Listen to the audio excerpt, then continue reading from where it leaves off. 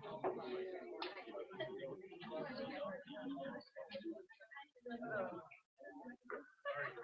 right. Grab your coffee and some refreshments and settle on in. We got a good program for you.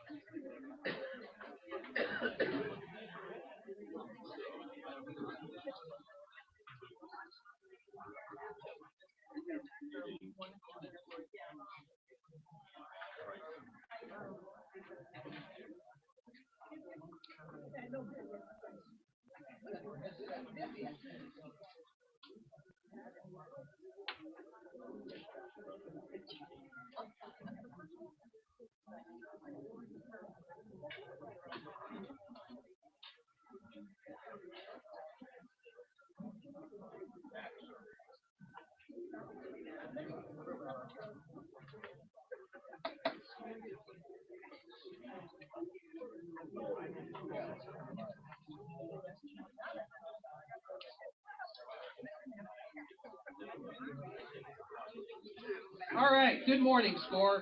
How are we doing out there?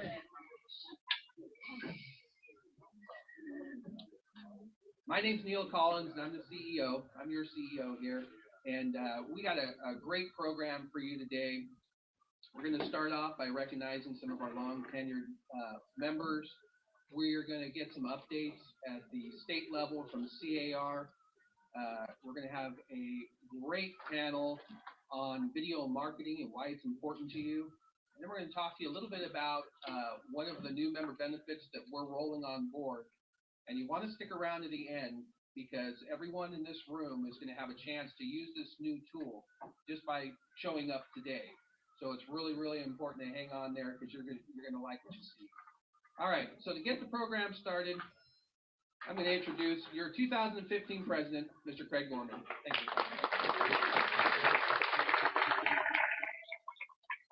Good morning, everybody, and thanks for coming out this morning. It's always makes for a nice turnout. Just to let everybody know, too, we are going to be on camera. We're actually streaming this, so if anybody decides to get up and do a chicken dance, you will be on film, just to let you know. So, FYI. Thank you, Larry. You do that so well. If we can go ahead and start. Greg, would you like to help us with the Pledge of Allegiance?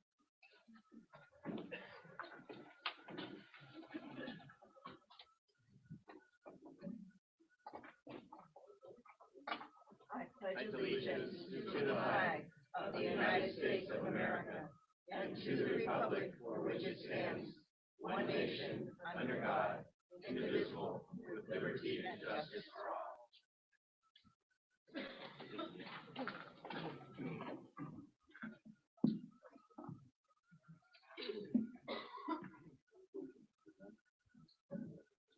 What I'd also like to do at this point, too, is I'd like to thank our corporate sponsors. You know, without our corporate sponsors, we wouldn't be able to have events like this and a lot of the other events that we do have. So I definitely am very appreciative for the people who keep stepping up year after year, helping us out. So first, I'd like to bring up Craig and his staff.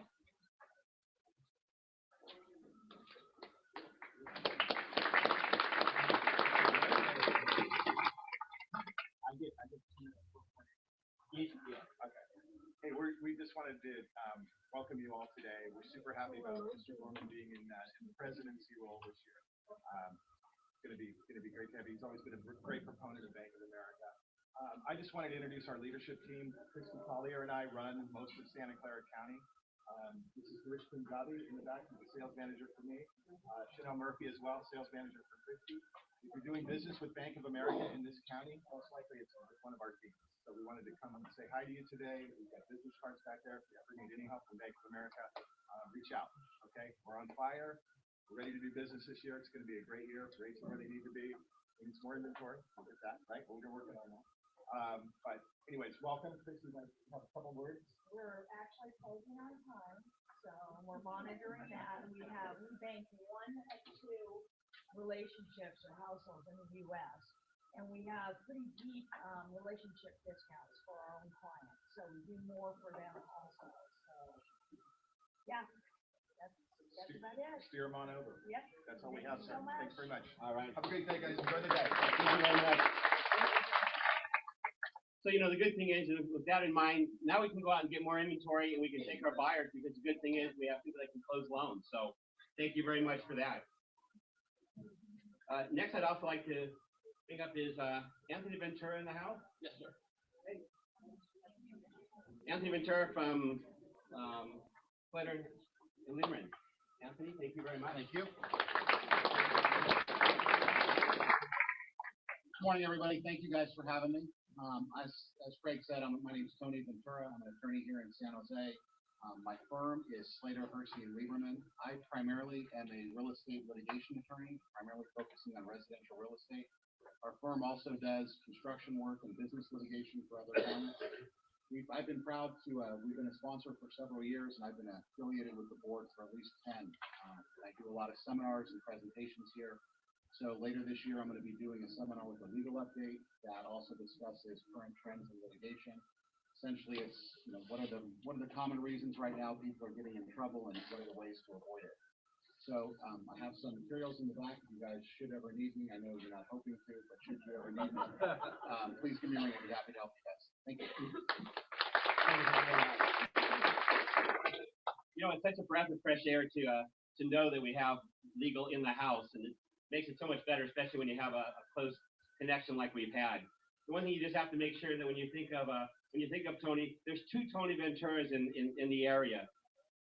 One's a little older, one's a little cuter. So we gotta remember the cuter one. Actually, it's great. I used to work for your dad, so it's great family. Now I'd like to we like to represent or call up the people that have been here for years and call them up for the people that have been here, members that have been here for more than 25 years or more. Is Sean Ansari? Okay. Shandu, I know that you're here. Actually, Shandu and I started years ago back at Century 21, so.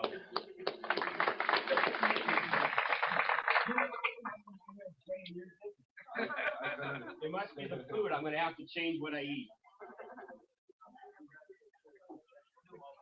Okay. Kathy Lowe?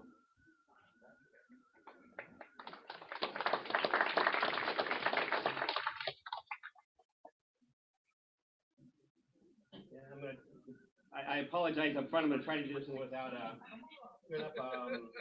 Adelita? Was I close? Thank you very much. Do we want to do? Yeah, we're going to do a group today.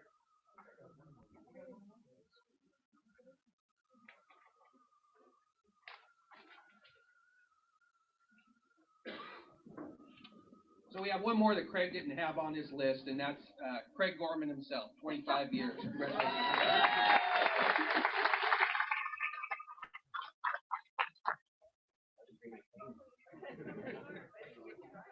Yeah, I know.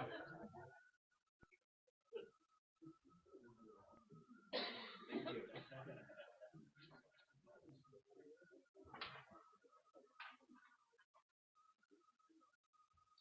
You know, here at the board, we never know what kind of surprises we're going to have.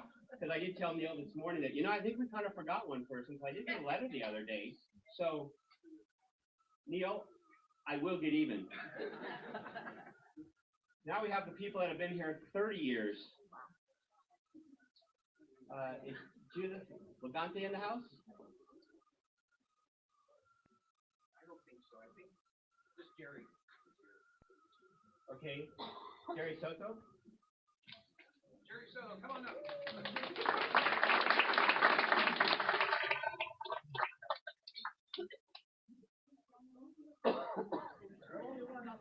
You know, Jerry. You know, Jerry, I'm trying to get my 30 years. So.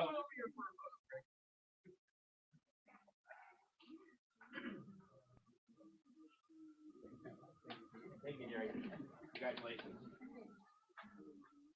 Now we have people that have been here 35 years.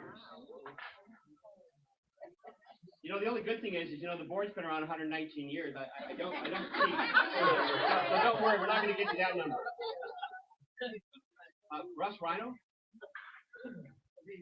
Reno?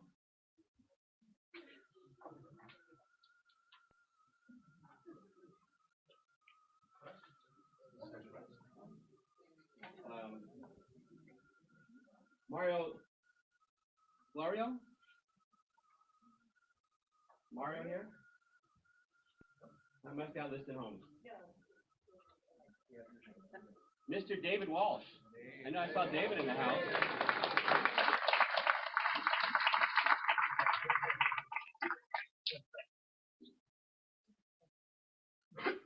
And it probably seems like you started yesterday, huh?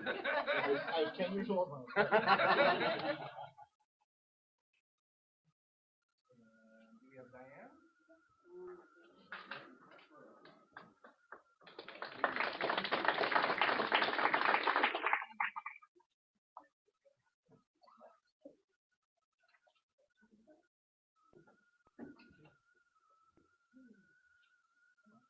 If I could ask you all the same, what was it like starting real estate at 10 years old?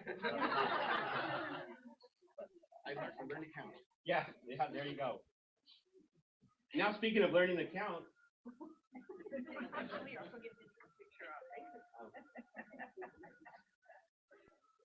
we actually have people that have been hanging around here for 40 years. 40 years. There's probably some people here in the room that these people are probably been doing real estate longer than you've been breathing air. Elizabeth Burton.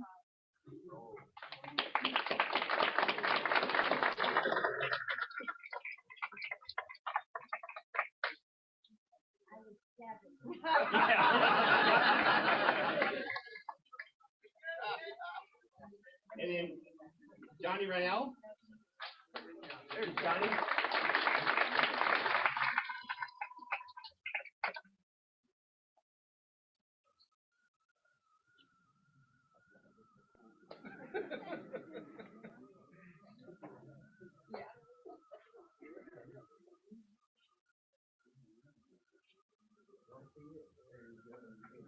Thank you very much. Congratulations.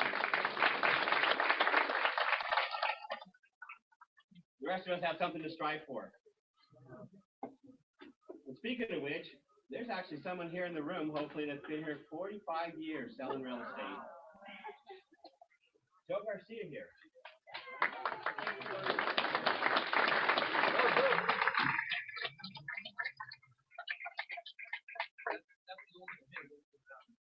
Yeah.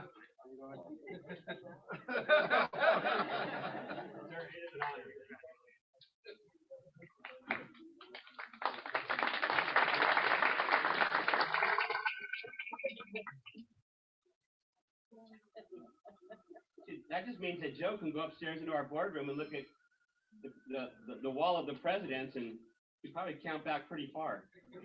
That's amazing. So hey, bless you all that have been here for that many years. That's awesome.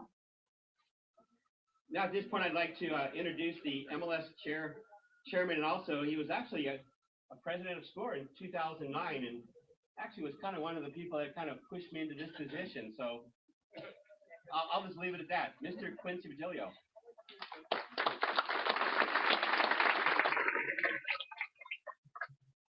Good morning. I got my flak vest on. I'm ready. Presentation.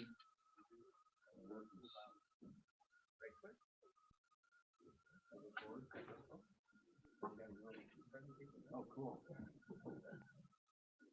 It's not working.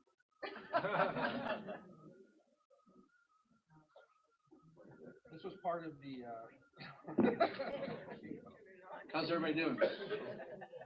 So I'm here as your chairman, not as your president. Greg's doing such a great job. To talk a little bit about what's been going on with MLS, I'm sure that everyone has had some form or issue with the upgrades that we've done in the last 2 months. Oh, perfect. Well, that makes it really easy for me. Thank you. So I really have nothing else to say. I wanted to go through just a few things to talk about why we converted our system.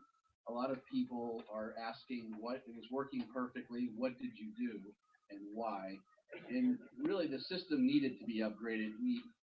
For a couple of reasons. One, we haven't done an upgrade for 7 years, and as you know, we use a vendor now for the front end of our system, Matrix, and they've been doing upgrades every, like software upgrades every so many months. There's a new software upgrade. Well, we refuse to put those software upgrades in place because it would cause a disruption. So we waited 7 years to disrupt you, and it was a major disruption. Yeah. Who had a great time with the conversion? Well, I'll tell you what, it's an amazing set of people that work at MLS Listings to allow what they went through for customer service for the first few weeks of this. I mean, thousands of phone calls, people being on hold for many, many, many minutes to find out that they need to put an ML in front of your numbers. And that's another reason that one of the things that we switched this data was there's a standard of data now called the Data Dictionary, and it's set by the Real Estate Standards Organization, RESO. And what we're doing is we're trying to get everybody on board across the country, third-party vendors and MLSs alike, to be speaking the same language. Every MLS does not speak the same language. What I mean by that is that when you put in occupant and it says owner, other people have resident. So the RESO, which is a NAR organization, has put together a data dictionary that we adopted, and we're the first ones to do it. So everyone that talks to us doesn't talk the same language anymore. So we have to learn a new language as well. So all the fields are different, and that's why you probably saw some confusion about how to enter a listing and how things have changed. The fields are now standardized. The entire industry is going to be going to the data dictionary, whether they like it or not. It's going to happen. So we were the first to do it. MLS Listings is the first to do a lot of things in technology. Whether you like it or not, we're recognized. We're recognized as one of the top MLSs in the country. And our CEO is recognized as one of the top 2 MLS executives in the country. We're forward thinking. We're trying to make sure that we are on top of everything that's going to be happening in the MLS world. And whether you like it or not, the MLS world is changing. It's going to change dramatically in the next 12 to 24 months. So we're going to be on top of it. We're going to make sure that we're there, and we're going to be ones that are going to be moving this organization and MLS data forward. So, yes. I just have a quick question. Questions will be taken at the end of the program. Thank you. No, it's okay. Go ahead. The changes that we just went through, are those in anticipation of the changes that you're expecting in this year? Absolutely. These are the changes. So we're suffering what everyone is going to suffer behind us. And keep in mind that nobody likes change. I mean, in our industry, nobody likes change. Ask these people who've been here 45 years. Nobody likes change. Mr. Hamlin. Prompt and response will not return. But that's okay. I mean, we have a better system, right? Yeah. She said, "How old is that guy?" So, we continue to look at, there's bugs in the system, and one of the problems with bugs in the system is that we are not the engineers on the front end any longer. When we were RE Infolink and when we were NC Rex before we merged into MLS Listings, we had 20 engineers. We did our own software for front end and back end, meaning that the data storage was ours, all the systems in the back were ours, and the system in the front, the way that you see the product in the front, the visual, the UI, the user interface was engineered by us. So if there was a problem, we just told one of the software engineers to fix it, and they fixed it. Well, now we get our product from CoreLogic, and we're not their best customer, obviously, because it takes them months sometimes to make a change. So we're currently working on, I think, on about 20 bugs that are still in the user interface, the front end of the system. The listing management function is something that we designed, and the listing management function is now bug-free. So if you have a bug we don't know about, you got to let us know. But we are making improvements to listing management, which is part of my presentation. I'll get to that in a moment. These were the features of enhancements, and I don't need to go through all of these. There's a whole lot of usability stuff that's going on, and things are going to make the system better. That is one part of the system that we can fix and move at will. This is one of the things that came out in our listing management function, which is the coming soon feature. Who is using coming soon? Okay, there's 2, 3 out of 16,000. Not bad. Okay, let me ask you a better question. Who knows what the coming soon feature is? Coming soon. All right, so I'm just assuming you don't have a listing, right? and if you're here, there's only 800 of them out there, so I mean, it's not like everyone's got one. But the coming soon feature is something that we all should be really incorporating into your systems. And when you put a listing in before it comes on the active market, you can put it in coming soon, and then it will be pushed out to anybody that wants to search for coming soon properties. In other words, you can have 16,000 subscribers looking for your listing because they have a buyer that wants to buy your 3-bedroom, 2-bath, 95123. Yes, Rick. Is that particular data function searchable by the general public? No, it's only for subscribers. And what we did is in 2013, yeah, 2013, we did a task force to look into the private MLS networks that were growing, that were popular for people who were not putting their listings in the MLS.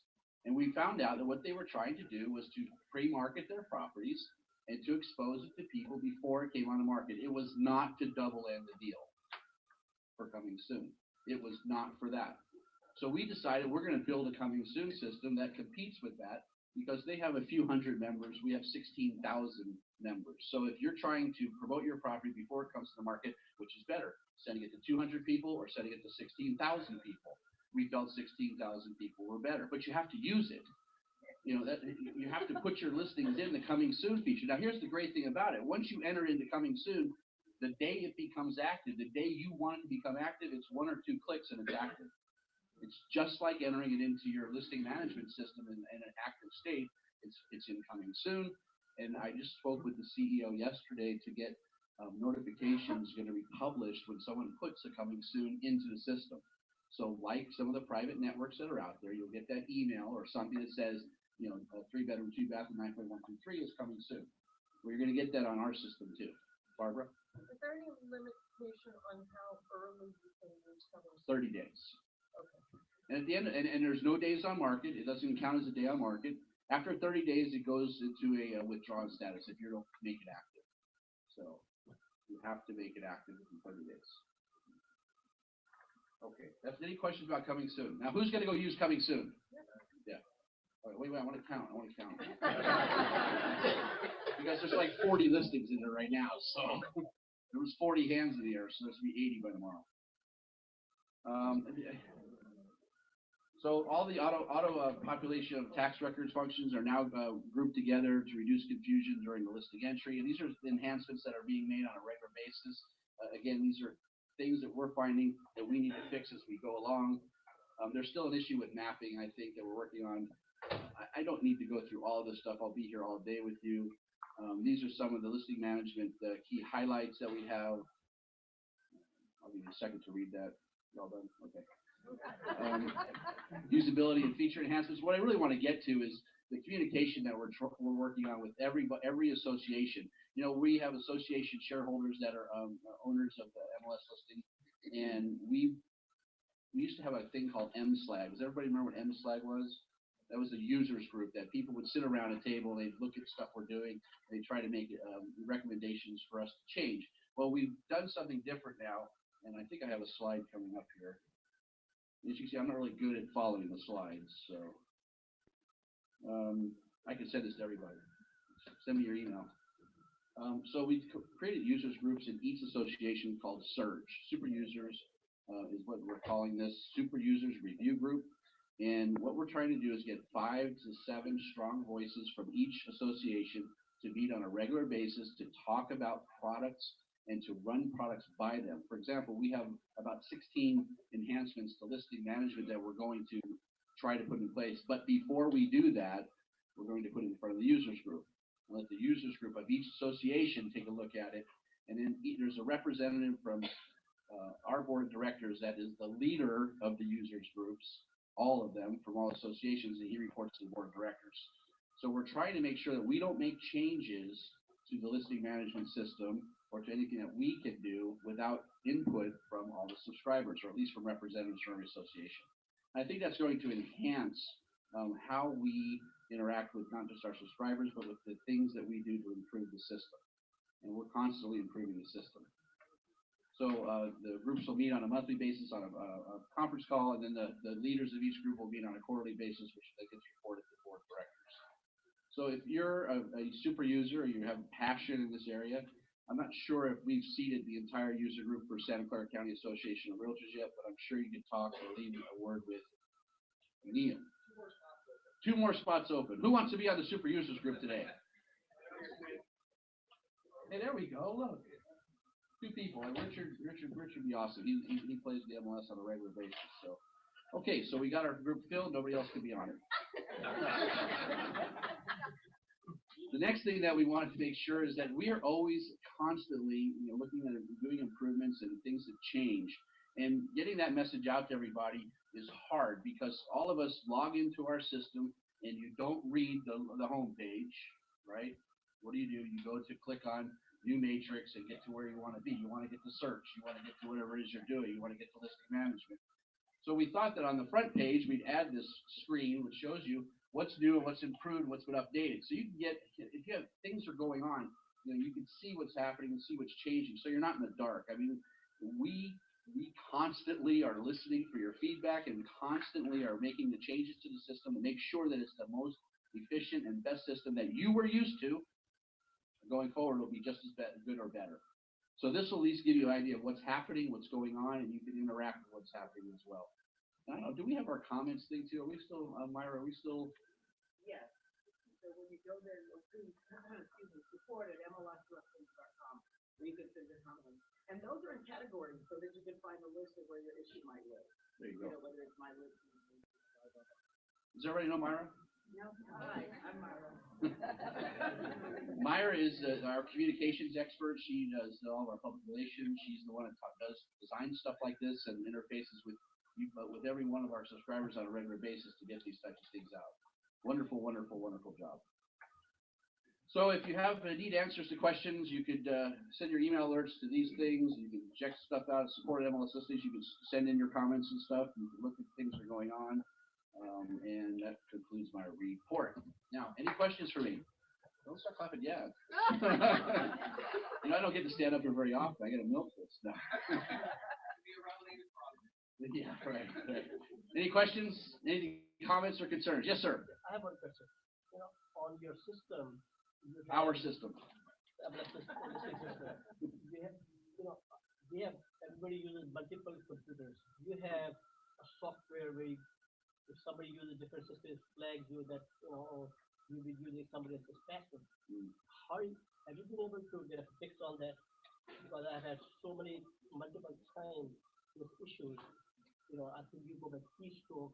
If the certain keystroke will flag you, then we absolutely have a security system that watches everybody's keystrokes, watches what machine you log in on. It follows everything you do. It's Big Brother to the 10th degree.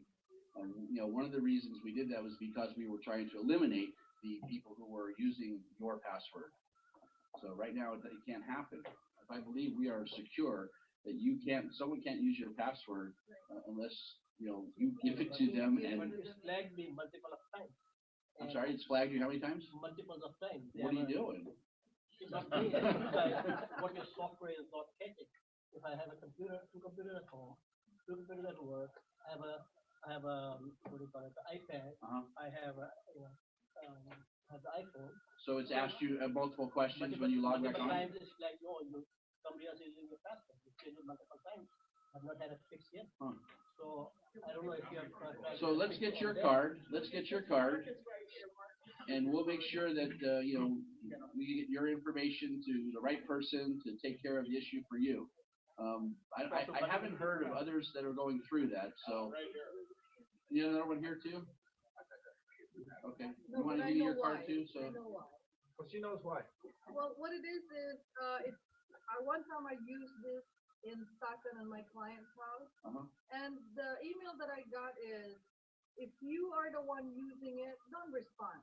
But if it is not used, call us and change your password. So that's our protection. That's all it's at. Are you getting that same message? No, I No. don't. How about you? Are you getting that same Not message? even there. They find me multiple times. I told them, give me a hearing. I never had a hearing yet. You've been I fined? can give you information on what's going on. Wow. But, I told but David, Mark will take care of it. We'll get into it. Steve. It seems to me those problems have come up historically for about 30 years. Mhm. And it's because people give out their passwords and people don't want to pay for it. Yeah, that's the purpose of What the happens keystroke. is you got multiple people using our system that we pay for that want it free. So if you're giving away the password, that's why you're probably getting that message. I have 2 assistants, by the way, password. So you have 2 assistant licenses also, right? Yeah, so you're doing it the right way, so we'll look into it. Sir. Issue I've run into on the coming soon, Mhm. thing that I have to, one reason why I don't use it, my computer, which is, by the way, brand new, it just takes a really long time to load up. I'm not sure what that is. I can get in, but sometimes it takes 15 minutes to load up. I don't know what that issue is. Are you using dial-up or what?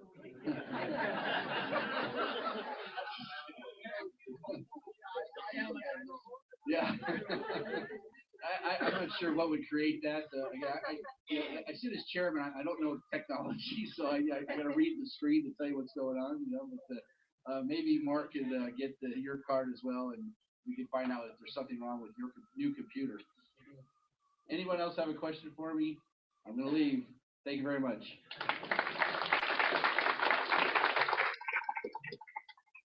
Thank you very much, Quincy. You know, like Quincy mentioned before, you know, the world today, it's all about change. You always get used to one thing and then something changes. But the good thing is technology is changing for the right reasons. So thank you very much. Next, I'd like to bring up Sean Billick from CAOR with Regional Legislative Representative.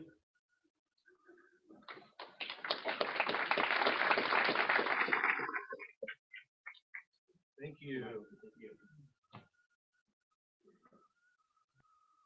All right, thanks for having me. Yes, technology, yet I still see a pencil sharpener in the back of the room. Great to be here. My name's Sean Bellock. I'm with the Government Affairs Department at SCCAOR, and pleasure to speak to you today. I've been with SCCAOR as a field representative for about 3 years. Matter of fact, this month is my 3-year anniversary.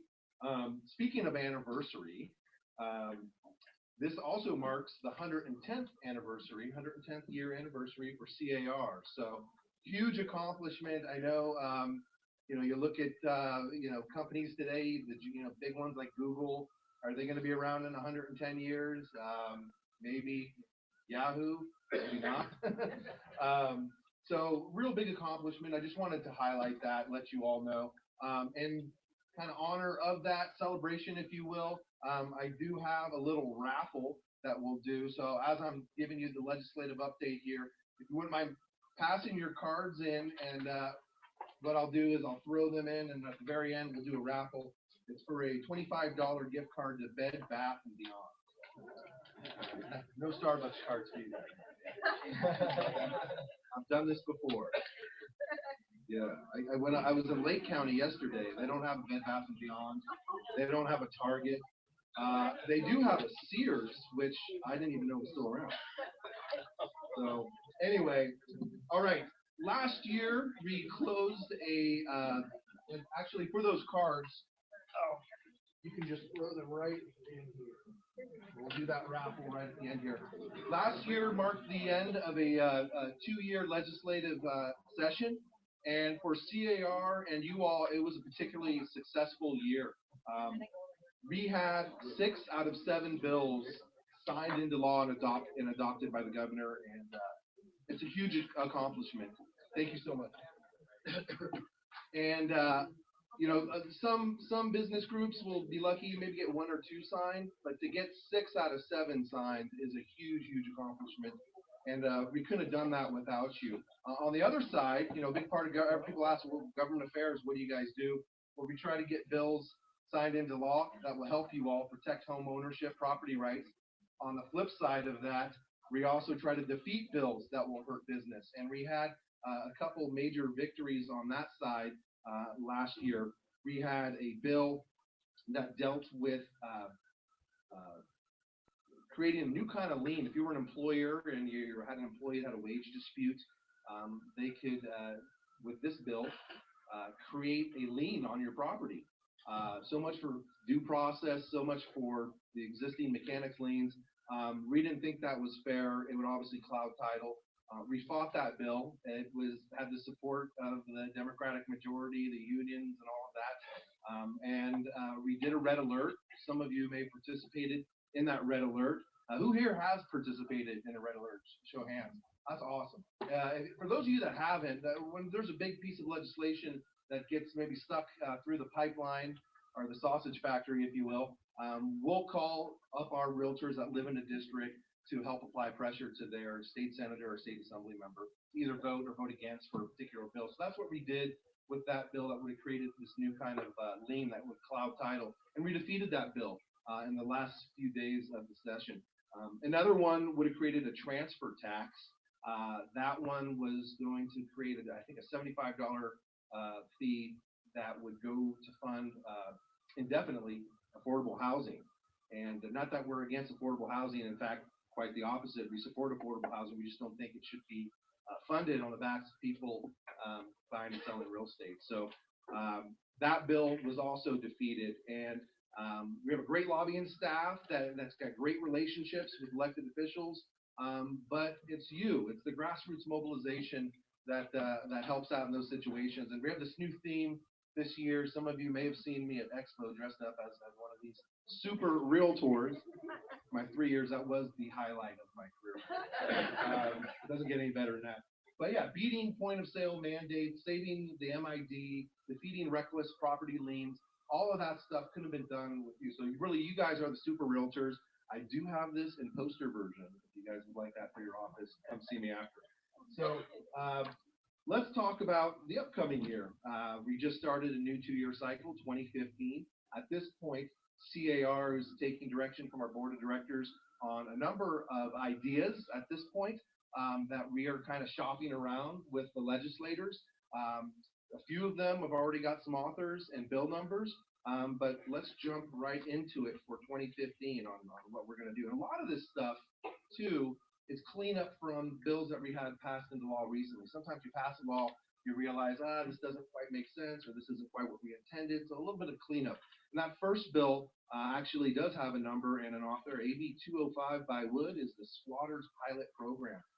Last year, we passed into law a pilot program. If there was an issue with squatters in a community, it would basically let the homeowner register that piece of property with law enforcement, give the squatters basically 48 hours to come up with some kind of legal written notice or writing that shows that they have a legal right to be there. If they can't do that, then we can come in and get a restraining order, an injunction, possible arrest. So that is a great bill that we got signed into law. This year's bill, AB 205, is adding jurisdictions. So if you have a city or county that squatters is a problem, let us know and we'll add you to this pilot program. I've already got some associations up north that are interested in doing that. The other one is AB 237 by Daley. That is a parcel tax vote notification. Believe it or not, if you own a piece of property and it comes up for a parcel tax in whatever county or city that is, if you don't live in that county or city, maybe it's a rental, maybe it's a vacation home, you may have no idea that piece of property might be a subject of a parcel tax. And we didn't think that's right. We think that you need notice for that. And so we are sponsoring a bill that would just do that. It would provide notice to non-resident owners of a potential parcel tax in their area. The next one deals with team names. Again, this is another cleanup bill from last year. That's SB 146 by Senator Galgiani. BRE came down in, I think, 2013 and said, we're going to create some rules around team names, the use of them, and SCCAOR decided to sponsor legislation that got signed into law that created rules that allows a salesperson, agent, to own a team name with the broker's written permission and use it under certain guidelines. And if you do use a team name, I highly recommend you go to CAOR.org, go to our legal section, and look up the questions and answers page that we have on that, and it will lay it out perfectly clear. So this cleanup bill with the team names simply says that in some situations, you don't need to file a fictitious business name. If I started Team Bellac Real Estate, that's my name. If I put my license number on there and a few other things, I don't need to register that as a fictitious business name. So we just wanted to clarify that language. That's happening right now, and again, that's SB 146. Another one is kind of related to a bill that we did last year relating to auctions. We did a bill that got signed into law that basically prohibited realtors, agents, and brokers from indemnifying the auction company if they screwed up on a transaction. Sometimes the auction company will take over your deal, and then they'll screw up. And who do they go after? They go after the agent or the broker. So we didn't think that was right. We have law now prohibiting them from doing that. This bill also relates to another part of the bill that happened last year with the auctions. Anyone has ever been in an auction, they may have experienced shill bidding. Shill bidder is someone that is not a bona fide purchaser. They're just trying to drive up that price, right? We don't think that's right, particularly in the sale of real property. We wanted to put in writing that that is against the law. So we did that. That scared the banks a little bit that do these things called credit bids that allows them at the start of an auction to basically bid what's on the note, the debt that's owed to them. They didn't want that to be interpreted as a shill bid, so we're going to sponsor legislation to help define that and let them do that. The next one involves continuing education. As you know, brokers, 45 hours every 3 years.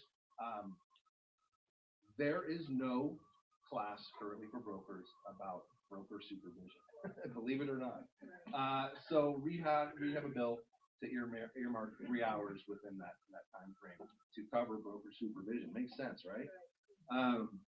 Private transfer fees. These are fees that come up often as a result of, let's say a big development wants to come into town, and the Sierra Club comes in and says, this is going to impact the wetlands, this is going to impact so-and-so species, or another group, and they stall that. Well, one of the ways that developers have gotten around that is installing or getting agreements to do these transfer fees, saying anytime this property within this development transfers, a percentage of that sales price will go to the Sierra Club or go to the school, whatever. Go to the Sean Bellac Trust Fund. It could be anything. And we have had a long history in the legislature of creating disclosures and making sure that the buyers are aware of that type of thing. However, where there's loopholes, people will try to get around them, and that's exactly what happened. There's certain types of transfer fees that aren't related to, for example, the percentage of the sales price. Maybe they're just a flat fee. Maybe there's something else that triggers them. So we're going to clean that up, close those loopholes, make sure that they can't get around that. The next one deals for bonds for unlicensed employees. This is a bill. We found out that for brokerages that handle maybe commercial real estate, they have a trust account for their clients that they manage the money for. And sometimes they will have an unlicensed employee help manage that money. In order to do that, the way the law says now, they have to get insured or basically get a bond that allows them to do that. However, the way the law is written, there's no talk about a deductible, meaning that the insurer is on the hook for the first whatever amount, or the whole amount actually. What was happening is these bond fidelity companies were not issuing bonds for this type of activity. So we wanted to change the law that said we'll create a new 5% deductible that will be allowed, meaning that if something did happen, not the insurer, but the broker or the agent would pick up that first, not the agent, but the broker probably would pick up that first 5% of the deductible. And the last bill that, or I should say idea, this one doesn't have a bill number yet, is real estate law cleanup. If you look at the body of real estate law, it's mainly in business and professions code, a little bit of the civil code.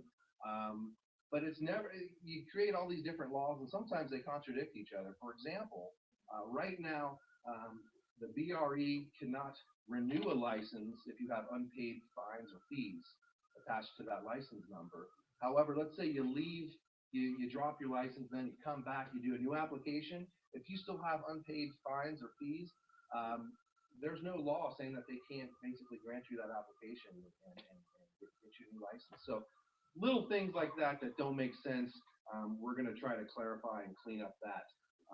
That basically wraps up the 2015 legislation. And for some of those licensees, realtors that are in here that are new to the business, all of this stuff that I'm talking about adds up, and it adds up to your bottom dollar. And CAR has a whole department of economists, research department, and every year we look at the savings that this stuff basically saves all of you.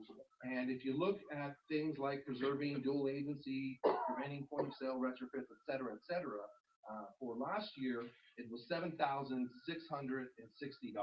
So it does add up, and it's so important. And again, we can't do it without you. And speaking of money, I would like to put a plug into our PAC, the Realtor Action Fund, the RAF. That's the voluntary donation that you can all make to help us support not only legislators at the federal and state level, but also here at the local level too. You have an LCRC, a local candidate recommendation committee, that recognizes candidates running that understand the importance of home ownership, private property. On the other side too, if there's someone in there that's a thorn in our side, that's bad for business, we will have the ability to get them out. So you can join and donate at any level. About a third of that money comes back here for you guys to spend on local issues and local candidates. So I encourage you all to please do that, even if it's only $20. It adds up, and it's really about protecting your livelihood. So that was my pitch for the RAF. I'm looking at my notes. The next one, it starts with RAF, but it's a raffle. So my last thing will be the drawing from Bed Bath & Beyond. I'll take some questions too. Yes, it was the credit bid bill, and that is, well, the first bill that we got signed into law last year was AB 2039. So that's the law right now. And then the current bill for 2015 is Senate bill, I'm sorry, we don't have a bill number on that one yet. Yeah, so but if you're interested, you can look up AB 2039 from the 2013-2014 session, and that will give you what the current law is.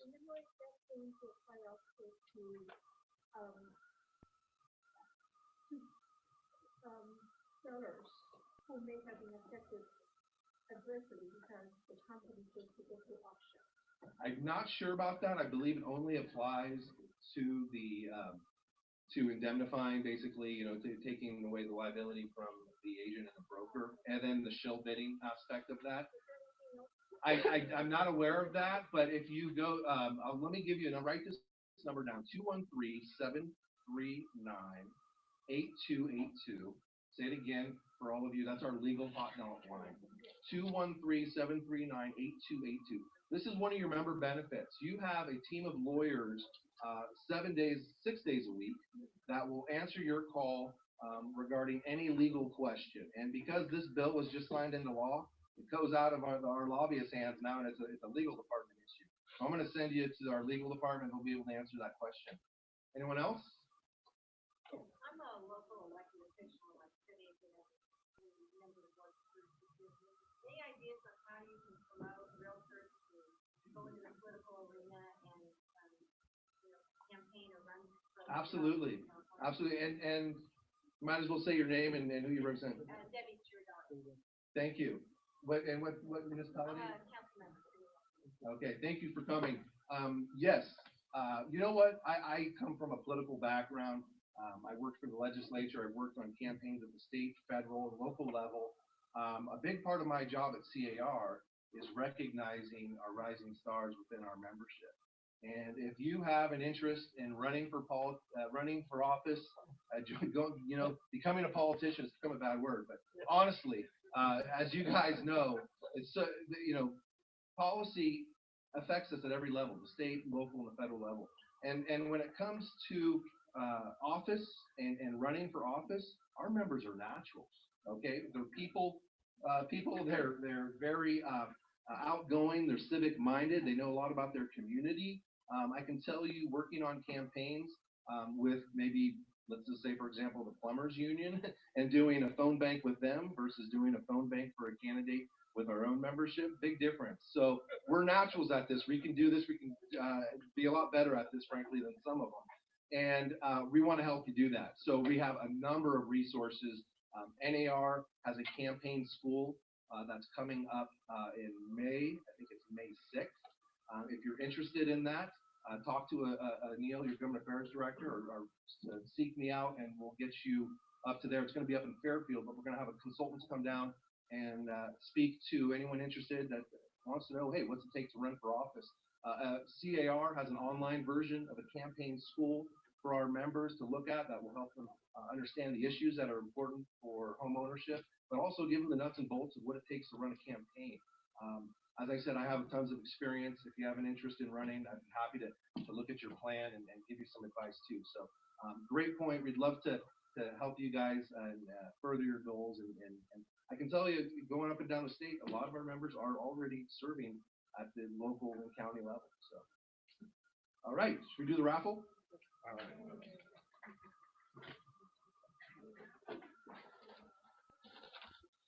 A lot of cards. It is Bed Bath & Beyond. I didn't grab the Sears one. All right, Leola Edmond. Hey, Leola.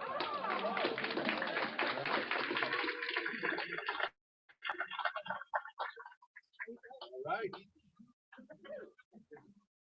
Well, thank you very much. And if anyone would like to talk to me afterwards, I'll be here. So thank you again.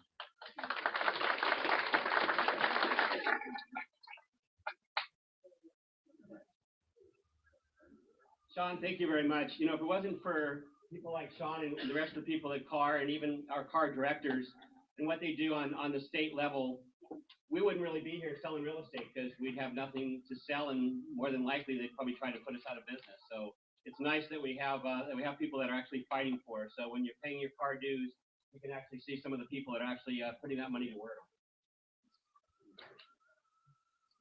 From my notes, but I know that the next person that we have up is actually speaks much taller than he actually is. So we have our CAR regional director, Mr. Carl San Miguel.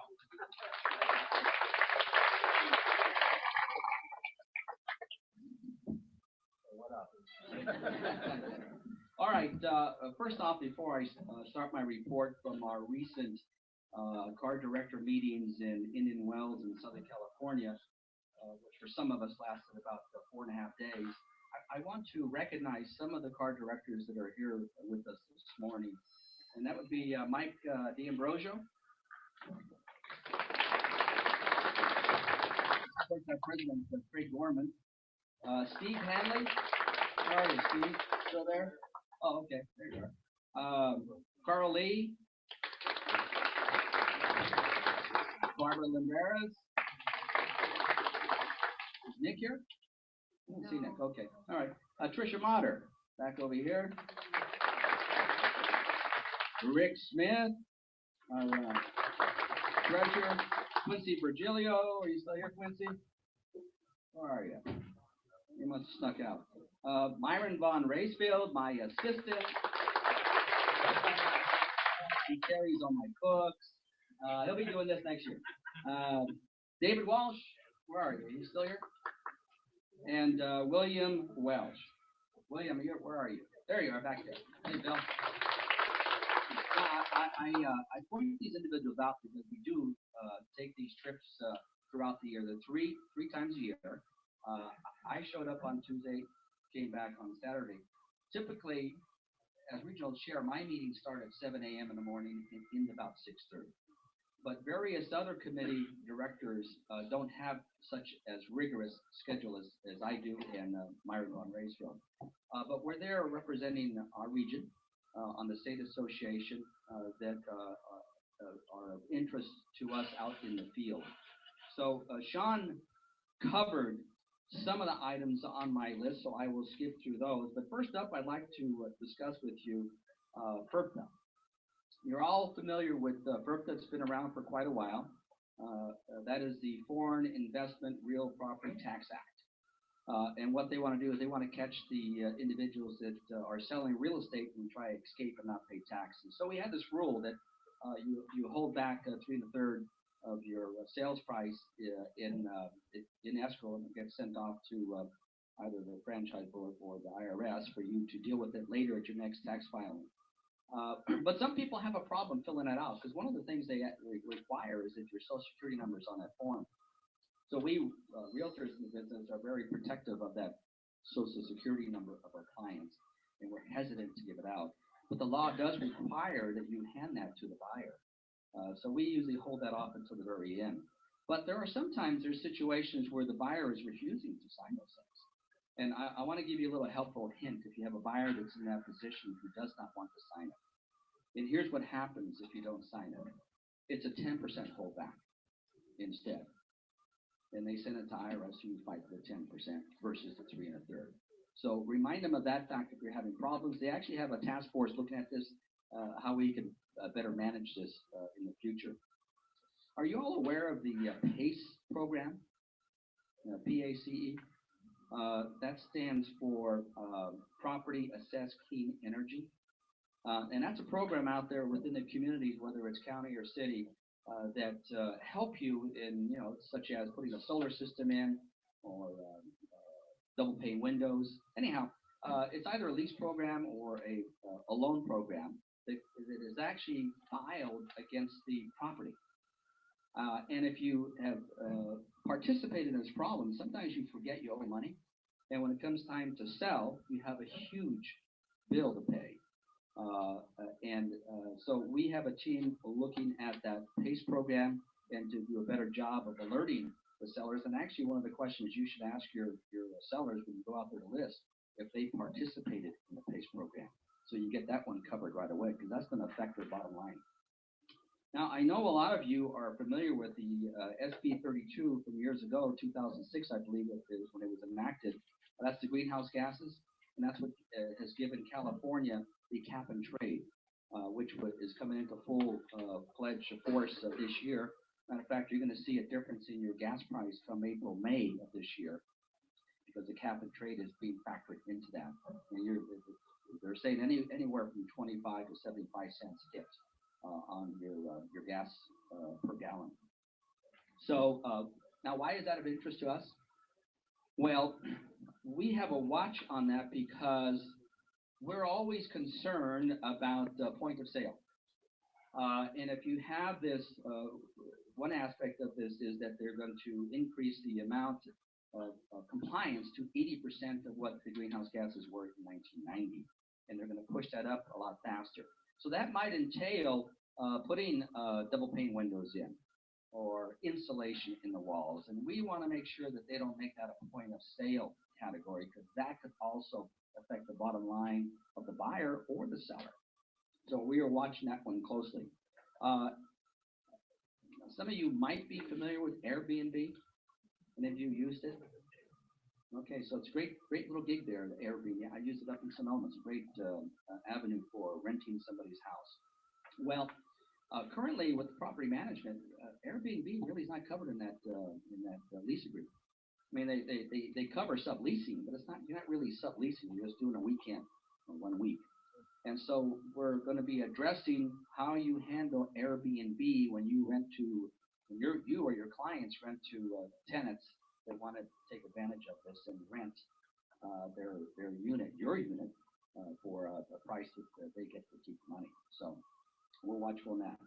We have a initiative process here in this state where you can bring something up from the streets from the standpoint of getting a petition out there, sign, and put it on the ballot. Right now, it's just a simple majority in order to make changes. What CAOR is climbing on board is to change that from a 51% to a 55% supermajority in order to enact it in law, because this actually affects changes to the state constitution is one way that you can do this. So they want to be part of that process from standpoint of not making it quite as easy to do that, because some of the bills and amendments that come up are not really that good. So we have a watchful eye on that.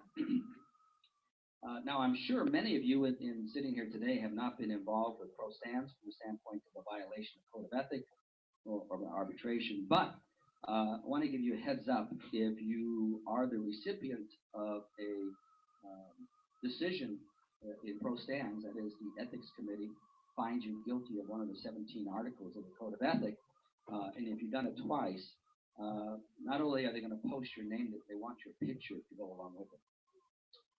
So hopefully that will discourage people who are being multiple violators of the same violation, same article. Yeah. And you can pick a youthful picture. Now, how many of you sell real estate up in Atherton or Los Altos? You do? There's kind of a thing up there with the brokers that work that area. They don't like to share the sales price to that property. And so now there is a new law that says, hey, you have to share that price. And this is how they do it.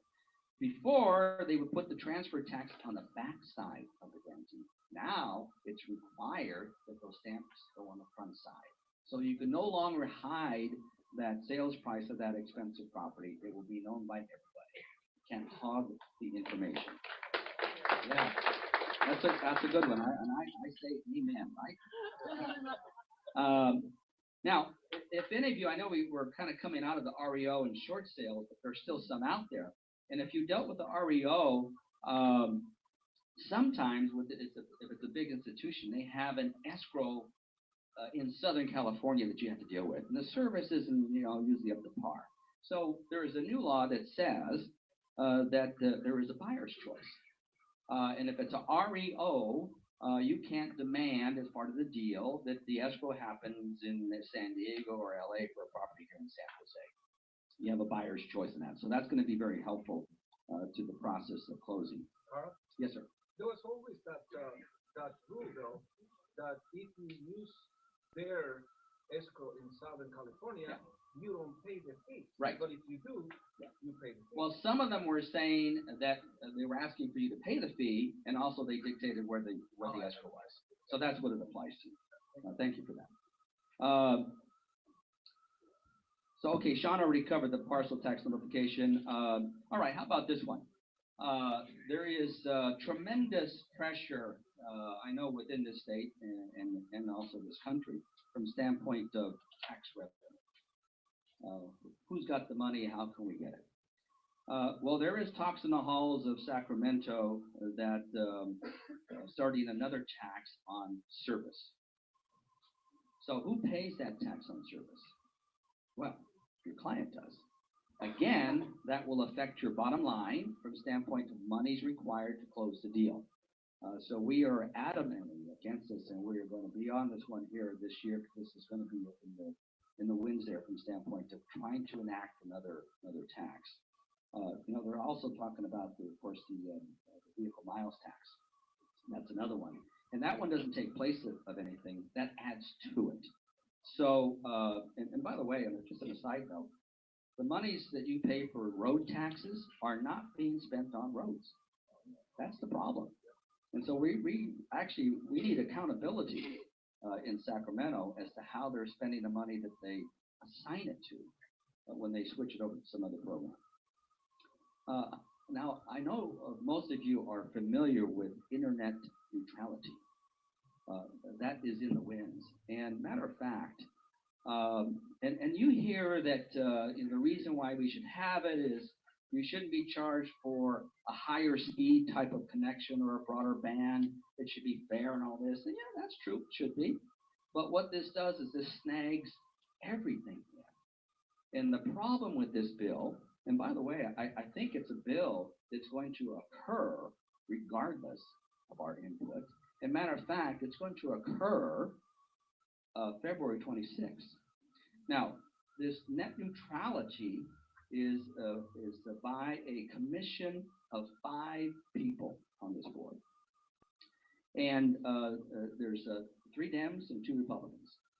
And the 2 Republicans that are on there say this is a foregone conclusion. We have no say in it. They're gonna be for. Well, I want to tell you that this net neutrality bill is a 332-page document that nobody has seen. If you want to know what's in it, you got to approve it first, yes. So, and I suspect that will be voted in on February 26th. Then we will have a look at it. But this goes beyond the speed, broadband. It goes into content of your website. Also, taxing is going to be an implement of that. So you'll find that your internet access, and actually it's going to affect possibly the MLS side, as far as from the standpoint of public access to the information, be fair. So it's really a big deal. So we're watching it, but there's not a lot we can watch until it's enacted because they have not released the document, the 332-page that will be covering us. Lastly, I will say that at our recent meeting, we had SCCAOR coming for us asking for money. Anybody familiar with SCCAOR? That's the Civil Justice Association of California. They're similar to the Pacific Legal Foundation, but Pacific Legal Foundation concentrates on real estate. SCCAOR is more broad. And we gave SCCAOR $75,000 to assist them in their projects that they have in litigation and campaigns from standpoint that items that affect us in real estate. They're a good group. We support them along with Pacific Legal, and I suspect in Sacramento come April 22nd. By the way, our meeting in Sacramento, you're invited to. You want to come up, come up. And if you want to come to Ledge Day, come there. There's a bus provided. If you want to stick around and view some of the committees, you're welcome to stay. They're open. There are very few committees that are closed to non-members. So I would invite you to come up there. But they're Coldwell Banker gets hit a lot with lawsuits. They have 2 big ones. One of them is the from standpoint of representation of 2 agents that same company but 2 different offices, and actually when you have an agent on both sides, one's representing buyer, one's representing seller. So they got caught up in this dual representation and all this. So anyhow, that one's in court. SCCAOR is behind it and helping us because it opens up the liability. Of course, the other one that Coldwell Banker has is the employee versus independent contractor. That's huge. That one we are watching very closely. And if Coldwell Banker loses that independent contractor status, the makeup of our brokerages will change drastically. So, and that might be occurring this year. And I point that out to you because our legal staff at SCCAOR is on it, fighting for the independent contractor status. Because if we lose that, we lose big. As a matter of fact, I want to point out to you that there is a new SCCAOR form, which is the independent contractor agreement between you, the agent, and your broker. And I would recommend that everyone in this audience here today, I think that that contract actually is available this week. Pull it up, and you should have a discussion with your broker and sign the new one. Huge liability if you don't. Lastly, before I leave, I want to kind of echo what Sean mentioned earlier. And you see this nice little gold pin I'm wearing on my lapel? This lapel pin says President Circle on it. And it's not doesn't say President Circle because I was president of this association. It says President Circle because I'm giving a lot of money. This pin cost me $2,500 a year to maintain. And that $2,500 goes to issues, and it also goes to candidates. And I mention this because I'm going to ask you not to pay the $2,500. But we have $149, which if you participate, assists us in getting people that allow us to come into their office in Sacramento, Washington, D.C., and discuss the issues and listen. Now, we don't have 100% where we get them to do what we say, but we do have the opportunity to press our case. And most of the time, we win out. You know why? Because we do our homework. We don't just come in there and nag and say why this shouldn't be that law. We come in and illustrate the reasons why that law should not be that way or why it should be changed. Organized real estate is very, very important to our livelihood, very, very important to our clients. And if it wasn't for organized real estate, i.e. NAR and CAR, we would have a totally different environment than we have today. And with that, I thank you for your attention.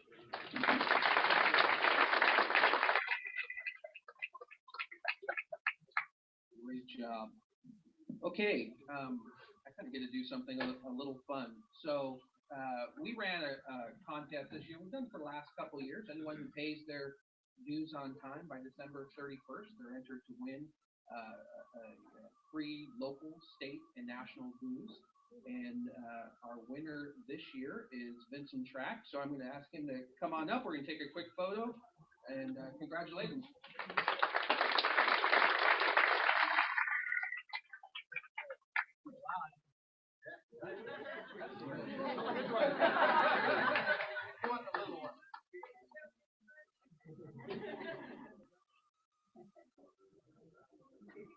Thank you so much.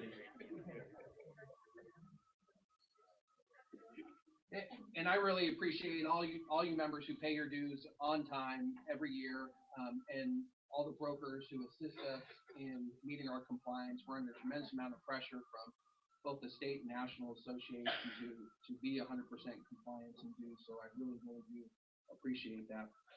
And speaking of dues, we have one late arrival for 40 years of service to organized real estate and SCORE. Rose Tagami, are you here, Rose?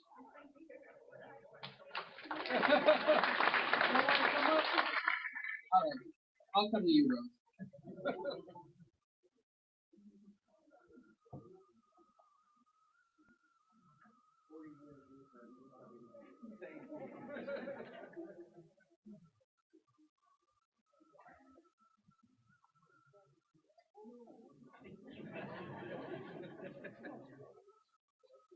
40 years, she heard that.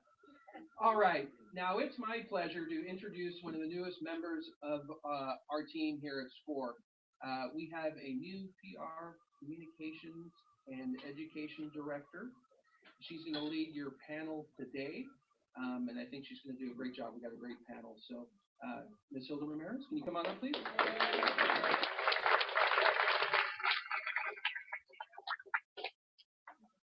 Thank you, Neil, and thank you, everyone. Welcome to SCORE University. Now we get to have some fun. For the last hour and a half, just about, we've had the legislative update, and so we know how expensive our business can be, especially if we're affected by bad legislation. So let's definitely continue to support the PAC and all of the activities here through CAR and SCORE. But now we're going to teach you how to make some money so that you can cover all of those expenses and go beyond that, right? So I want to ask, how many of you right now are active on social media? Awesome, that's what I'd like to hear. How many of you have written one post today? Uh-oh, not quite as high a percentage, but thank you for those that have. That's awesome. How many of you are following us or have liked our Facebook page? Oh, still a low ratio. Everybody pull out those devices. I want you to find the SCORE page on Facebook. I want you to like it right now. I also, if you're on Twitter, I want you to follow SCORE on Twitter. But it's really important. I'd like you to start by liking the page, and then I'm going to encourage you to post something, an image, a post, but tag SCORE in it, and then I want you to use the hashtag. Everybody know what a hashtag is? The number sign, and then do GenMem. It stands for General Membership, GenMen. And someone is going to be the lucky winner of this fabulous little blanket that's available in the store, and it's for the Golden State Warriors. And everybody knows how hot they're doing right now, right? Woo! Go Dibs. All right, let's get this party started. We have three fabulous presenters who are all rocking working video for marketing in the real estate space. You are going to just absolutely love the work product that they have to share with you and all of their valuable insight. So without further ado, we're ready to get started with light camera action. And I'd like to introduce our first panelist, Mr. Mike Bowie. He is the president of Equity One Real Estate, also known on the interwebs as EQ1. Check out that hashtag when you have a moment. He's also on the board of directors for SCCAOR. In less than 6 years, he has created a brand that's rivaled by companies that have been in the business for more than 20 years. Ladies and gentlemen, a round of applause for Mike Bowie. Fire away.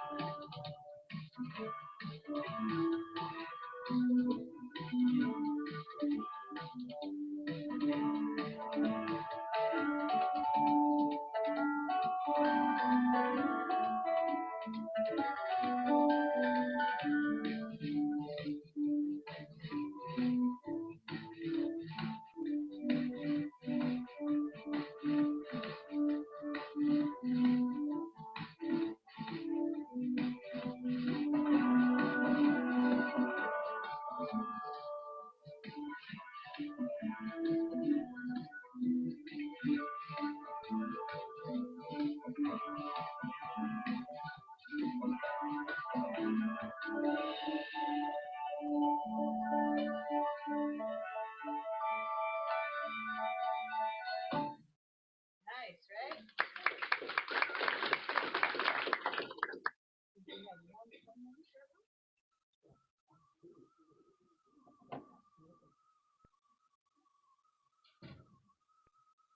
The music, the sound, I mean, everything it evokes, it engages you, inspires you, right? Very good. That's what video is all about. I think I really liked Mike's videos because as a native San Josean, it was beautiful to see San Jose in his eyes.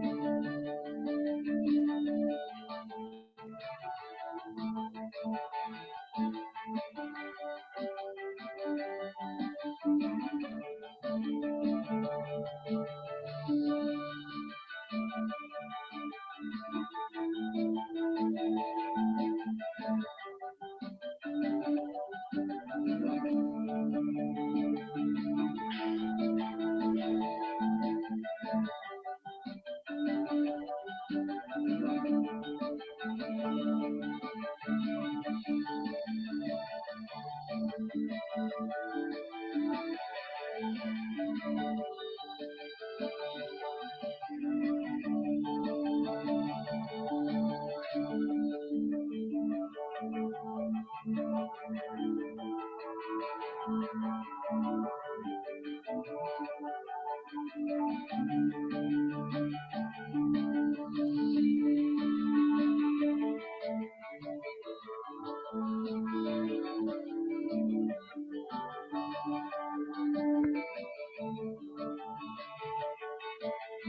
just can't say that through a flyer, right?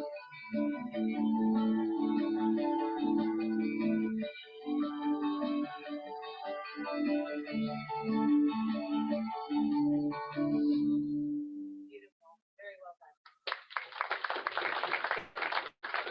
And we're going to hear a little bit from Mike in just a few minutes. Next, I'd have the pleasure of introducing a wonderful friend. He is incredible. You're going to see some of his projects right now. He's a friend from the East Bay, but he actually works throughout the Bay Area, and now, as a result of the internet, he's working all over the country. He's going to show you some examples of his projects. This is a good friend of mine, Jim Wahlberg. He has been in the business and an entrepreneur in the Bay Area for 45 years. He's with Christie's International through Pacific Union. He is a luxury specialist, and certainly at that level, a lot is required when it comes to marketing in real estate. He's a wonderful friend, and he won the leading RE award this year for Philanthropist of the Year. So not only does he make a tremendous living, he's a person that has always put life forward. Ladies and gentlemen, Jim Wahlberg.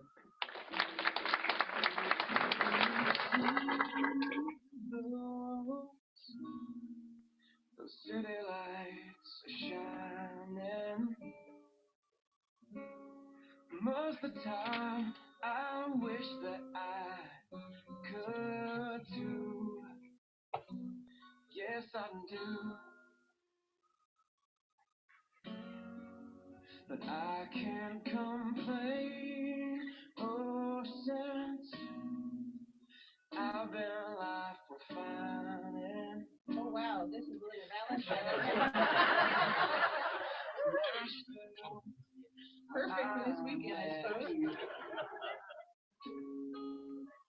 Redefining lifestyle every day. Every now and then, I just hear that city calling, so please don't make me choose. Oh, 'cause half my heart's trapped in New York City, but the rest of it, I'm holding out for you. I'm sold. I want to buy the whole thing. Lock, stock, and barrel. You've been converted.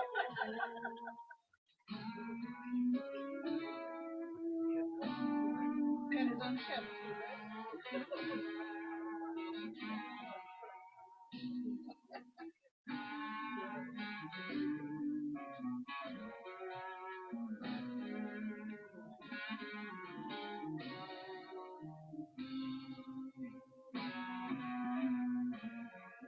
But still, every now and then, I just hear that city calling, so please don't make me choose.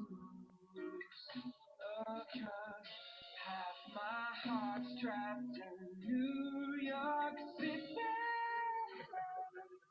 but the rest of it, I'm holding out for you.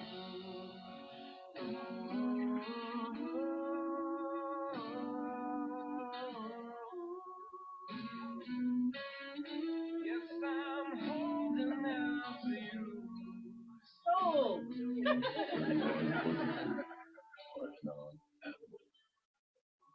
Your kind of city living in your kind of town.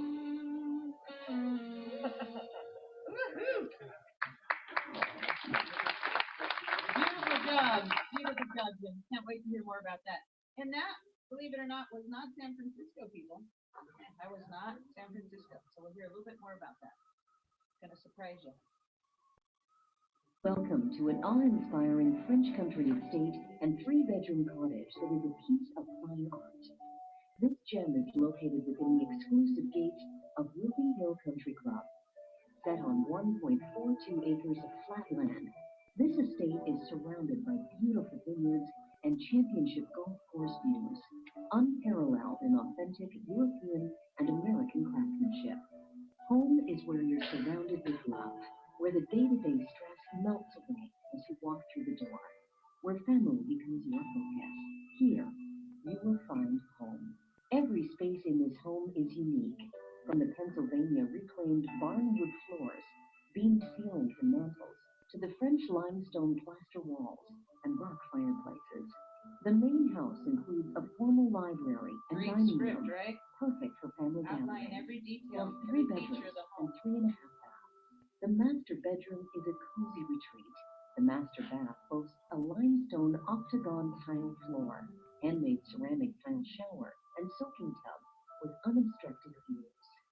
Upstairs is a bonus room and full bath, including a balcony with views of the countryside.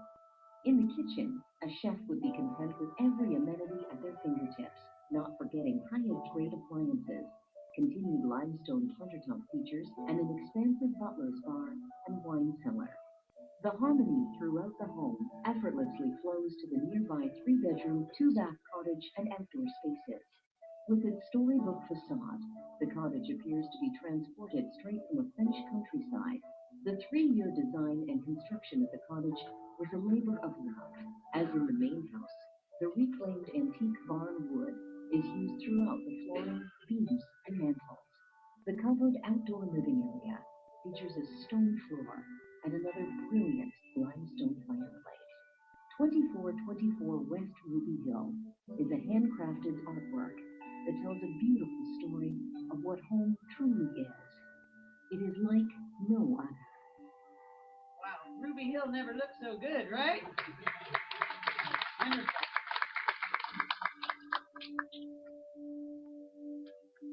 So what we're doing is we're showing the range of video and how it has so many applications. Beautiful branding there. Who are you going to call the next time you're going to Ruby Hill? We got to get one more. Good job.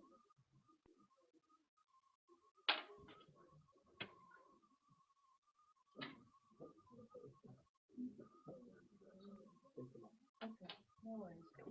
Okay, so we've seen a little bit of Jim's work, and he's got a whole lot more. Both absolutely all of these gentlemen, you can find them on YouTube and Vimeo, other sites, and you can go and see all of their work. Amazing. Next, I think you're going to find this gentleman even delightful in his presentation of his video. I'd like to call up Stephen Thayard. He is a realtor with Coldwell Banker in the Big Fight, so give it up for Coldwell Banker, representing us all in the Big Fight. Stephen is on the board of directors for SCCAOR. He is the president of the South County Realtor Alliance, and this year, for 2014, he was awarded the President's Choice from our past president, Myron Von Weisfield. So congratulations on that honor as well. Okay, and we're ready to go with Stephen, and Stephen is going to punch a little energy in the room. His videos are do it your own, so he's doing the DIY style.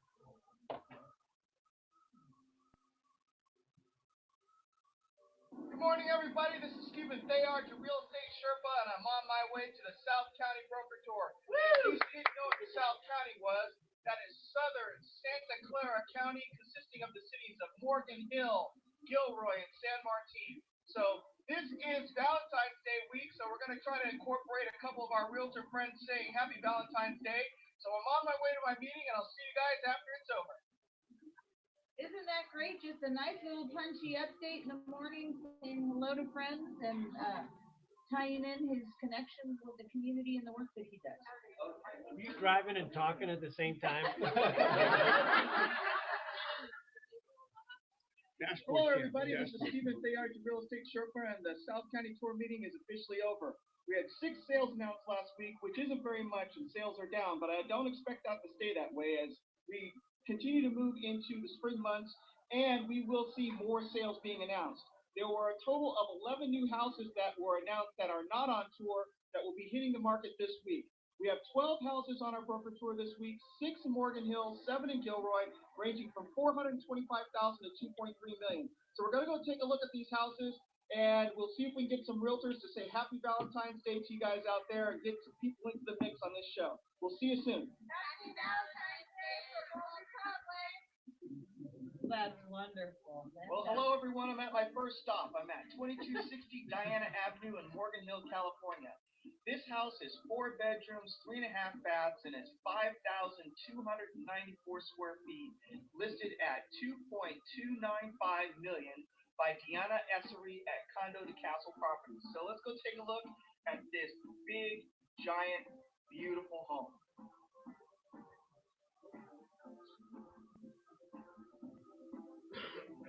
Happy Valentine's Day.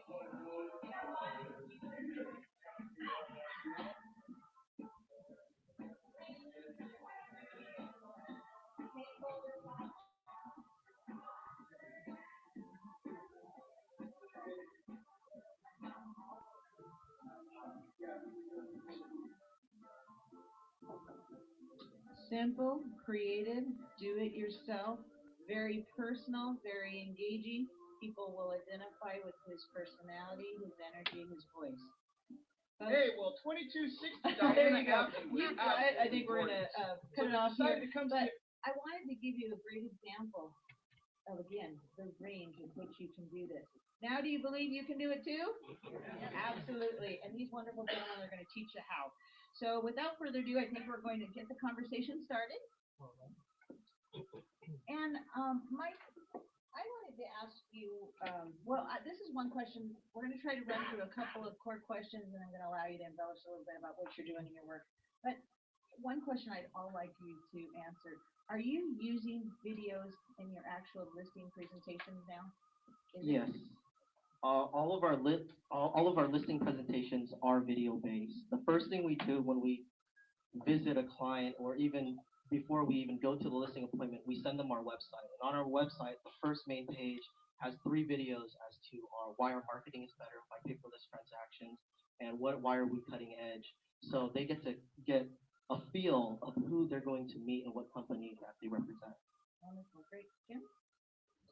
Yeah, we send out the video, the property film, depending on the neighborhood, to them before our listing presentation, just as an example of the type of how it is that we present their property.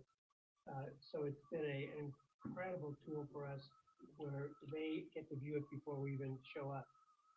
They want that type of marketing for their home. No. I have not yet.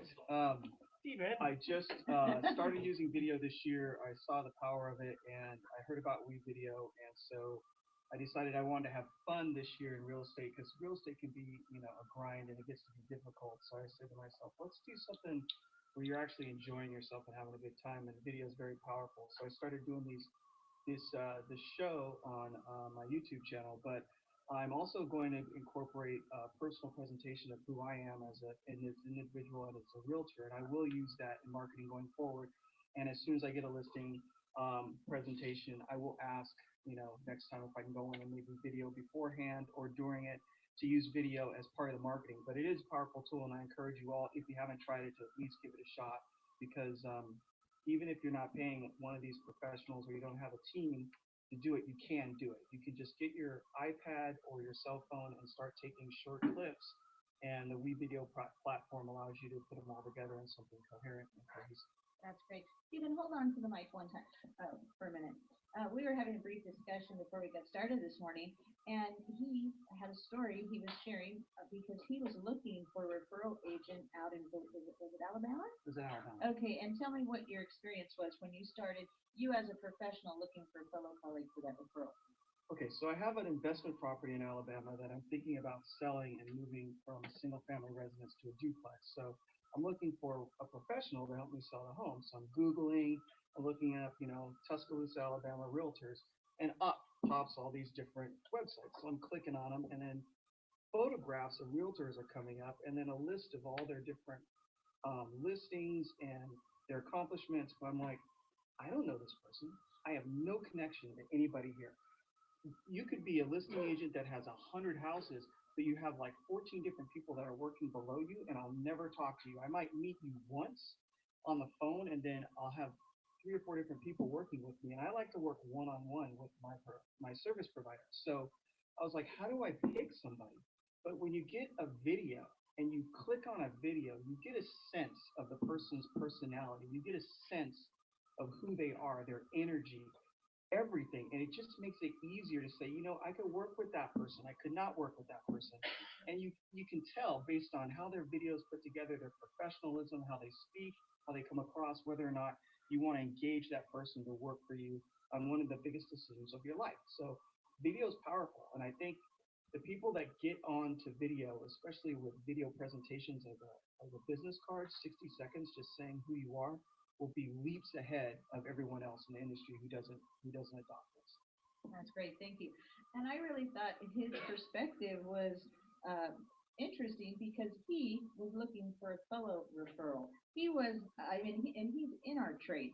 Can you imagine how the outside public looks at this? But he took the same steps as basically that the public does. They go to Google, they hit search terms, and one of the great things about video is if you have a video, you're going to rank probably closest to the first page on Google than anybody else. It is extremely powerful in the search engine. So that's something to keep in mind. Jim, I want to ask you a question.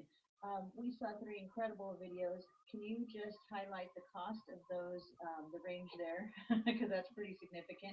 And then tell us about the story about Ruby Hill. And I really want you to pay close attention to the story about Ruby Hill because it's fascinating. The Parthenon video in Nashville, Tennessee, it cost $21,000. It's not for the faint of heart. There was a significant part of that was paid by the owner. They had a very difficult property. A realtor friend of mine in Nashville brought me into this transaction. A very difficult property. It had been on the market for 2 years. It really was a vertical property with 4 stories. So it was not a property that you would be marketing for the Ozzie and Harriet family, for those of you that remember Ozzie and Harriet. So it was a challenging property. They brought in, and this was some research that we did. You may want to check them out, called Film House. It's one word. They're in the movie business, is what they're in. A year and a half ago, they decided to get a division of their company going in the real estate business, with the idea that there was money to be made on their behalf for special properties where they actually filmed a commercial. Hopefully what you saw in that little film was all about lifestyle. Every one of the people in the film were actors. The house was vacant. It was completely staged. So this was a big production for a commercial for a house that was very difficult to sell. That house in Nashville, Tennessee at $2 million was a very, very expensive house for Nashville, Tennessee. Once this was launched and put out onto YouTube, it was sold within a week.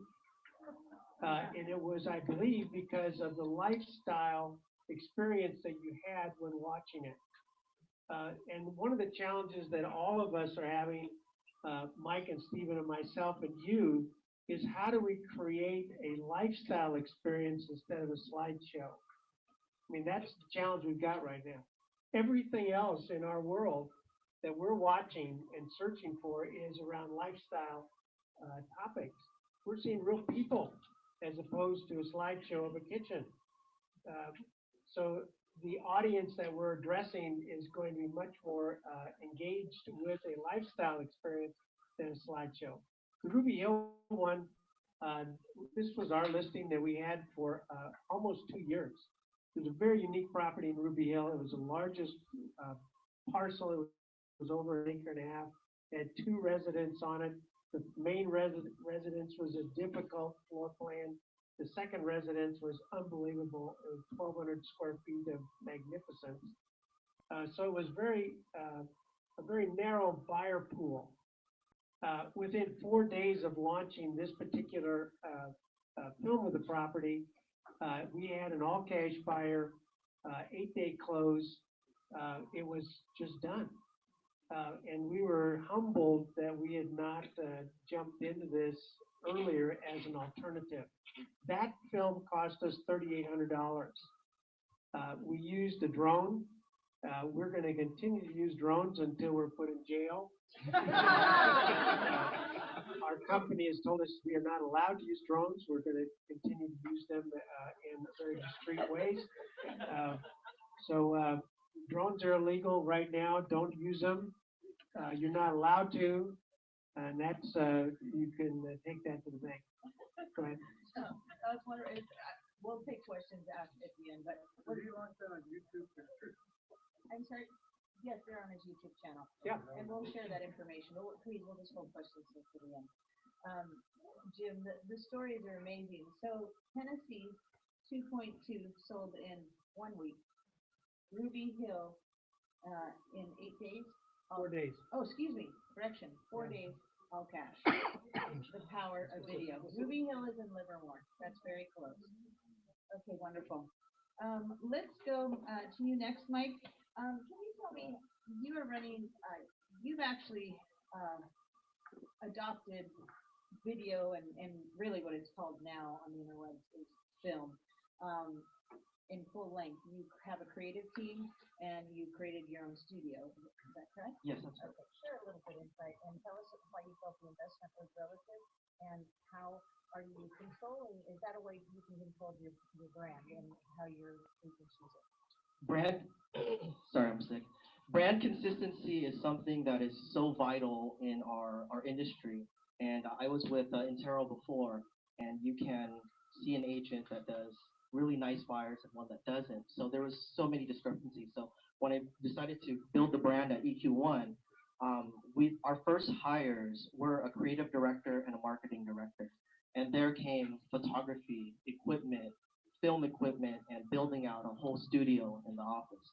So, eat the mic. So from there,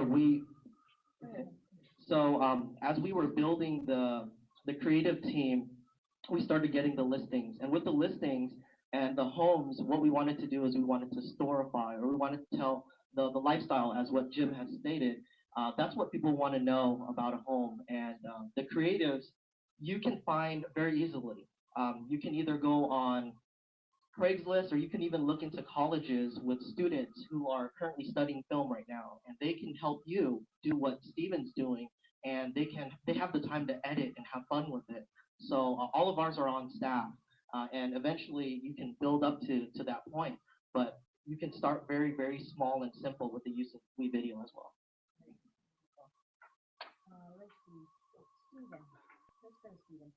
Steven, can you share with us some tips for those that would like to get... Actually,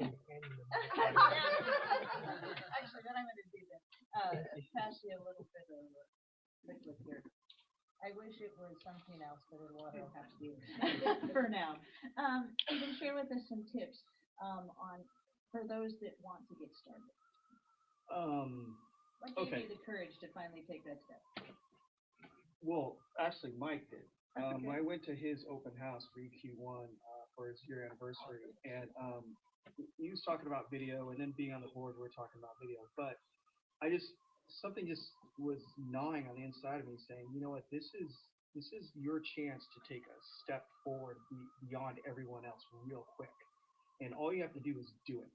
So I just decided to do it. I didn't know what I was going to do or how I was going to do it, but I started thinking about it, and I encourage you guys to just decide to do it and start thinking about it and use your own creativity. You may come up with something totally different from the three of us.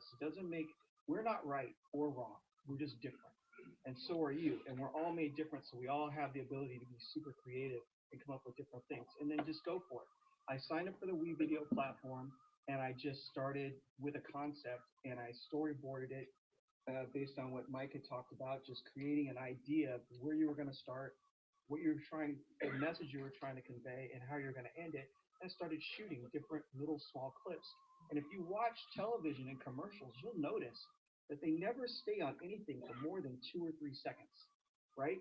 So you only need 2 or 3 seconds of video on anything. So if you're videoing a house, 2 seconds in the kitchen, 2 seconds in the backyard, 3 seconds of the stairway, it just gives a hint of what's there, enough to pique interest and get people to come out and see it, but you give really nice hints, really top features, and you can tell a story with a house or anything else. And WeVideo is super easy to do. You just take the clips from your phone, you upload it into their uploading system, it comes up in the project board, and you just start dropping them into the timeline, one clip at a time, and you push play, and it clips them all together, and you're like, whoa, I have a movie already. There's a film here on my computer. You can shorten the clips or lengthen them, crop them. It's super easy. And then as you get better at it, there are different editing tools that get more complex. And that I'm starting to move into now. But the first video, I did it really just with clip, clip, clip, drop, drop, drop, add some text here and there, and it was super intuitive. So, and it's not expensive. It was only like $20 a month, $24 a month for a bunch of content that I probably won't be able to use. But I'd say go for it. We got a better deal than $20 a month coming soon to get to share that with you next. Did it take long? What was your learning curve? Okay, so my first episode, you can go to my YouTube channel, I'll tell you where it is. My episode, I filmed it in the morning on Broker Tour. I went back to my office. I'd never used WeVideo, and in 2 hours I had a done product. That was a 6-minute film for me to publish onto my YouTube channel. It was done on my cell phone using my iPhone, and then I started using my iPad later in the third iteration. But if you do use your iPhone, film sideways, not like this. If you film up and down, you get the black bars on the side. If you film sideways, you get the full panoramic perspective. And it took me a couple of trial and errors to find that out. But now that I've done a couple of those, I'm now thinking, okay, what else can I do? What else can I do? Can I, even today, I was thinking, just for Instagram's great for marketing, but it takes 30-second clips. So I'll go out, I'll be door knocking, and it's a beautiful day, and I'll just do a selfie film. Beautiful weather in California, eat your heart out, East Coast. That's it, right? I pop that on Instagram, and I put in the comment, door knocking. And then I hashtag real estate, realtor, Gilroy, wherever I'm at. And people love it because I'm not really selling real estate. I'm just giving a screenshot of a little piece of me and my personality into my life, and people are interested in seeing that stuff. You're staying top of mind. You are marketing. It's going to stay top of mind. But that's wonderful. Has your learning curve improved recently? Yes, it's gone up, and I want to take on new projects. So I'm hoping with all the activity I'm doing, I'll get a nice house to. No, but have you gotten from 2 hours to like now? Oh no, yeah. You can take one of your projects and do a copy. And you can copy it down, and then you have your beginning storyboard and your end storyboard already done. And you just drop in the new stuff, and I've gotten it down to about an hour. Great, thank you. Okay, we heard the term storyboard, and so sometimes those are new terms that we need to learn, right? So who would like to take that one? Anybody want to take the storyboard question? What is a storyboard in the context of film? So one of the very first video that you saw was on Woodside Way. It's a little condo in San Mateo. It really didn't have much going for it other than the mature trees. So my creative team, they went over to Coyote Point, and that's where you saw they filmed the water, they filmed the running trails, they filmed the golf courses right next door, the Safeway in the area, and then we got into the area of the home and then the home itself. So you focus on something that would be dramatic or something that can touch the heart.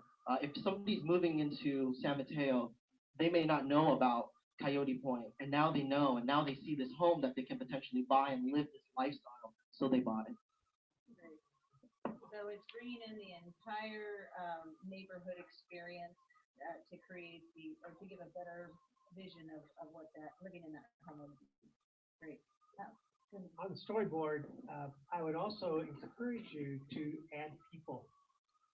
And Mike, just to be a cool idea, if there was a shot of somebody running by just from their knees down on the trail. Anything you can do to bring in people.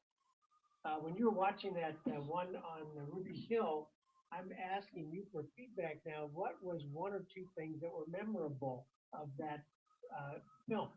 Were there any that come up? Soccer ball. Yeah, playing in the backyard. Playing in the And the backyard. parents on the Yep. Yeah, the opening of the gate leading to the cottage. That's a practice now. Another one was the hands cutting in the kitchen.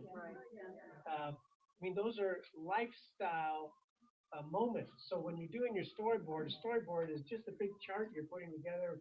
What is this going to look like? First, second, third, fourth, how many shots you're going to have, and just figure out how to get people in them, because it's about lifestyle. The people and another part of the storyboard when the voiceover was going on Ruby Hill, that voiceover was you go to voiceover.com. Literally voiceover.com. We had a professional write the script off of our text of the property. We sent it into voiceover.com, and they bid on it. They send you their version of how they would do that. The woman that was the voice on this did an English accent and the accent that you've heard. We're going to use her a lot and have used her a lot. She is a home run. It was $200 for the voiceover. What you're going to find is that any of your YouTubes more than 2 minutes, if they're longer than 2 minutes and they have a voiceover, they'll stick with it. So the voiceover is easy, and if it's not easy, I'm not going to do it, and neither will you. Good point. I'm gonna go to voiceover.com and see if I can get some extra work. That sounds like a good gig. Okay, we're gonna take a few minutes of questions, and then we are going to go into something that's very, very special for all of our members. I'm sorry, we got a few started just a few minutes late. Is everyone okay with staying till 11:30? Does anybody need to be excused at this time? Okay, well, we promise you we'll get you out on time at 11:30. Okay, questions. Let's start in the back. Joseph, you had your hand raised earlier. You keep mentioning YouTube. Is that the primary place where you're putting your properties? And in putting them in YouTube, how do people search? Is it by specific address? YouTube right now is the second largest search engine in the world. It also happens to be owned by Google. It will end up being the #1 search engine shortly.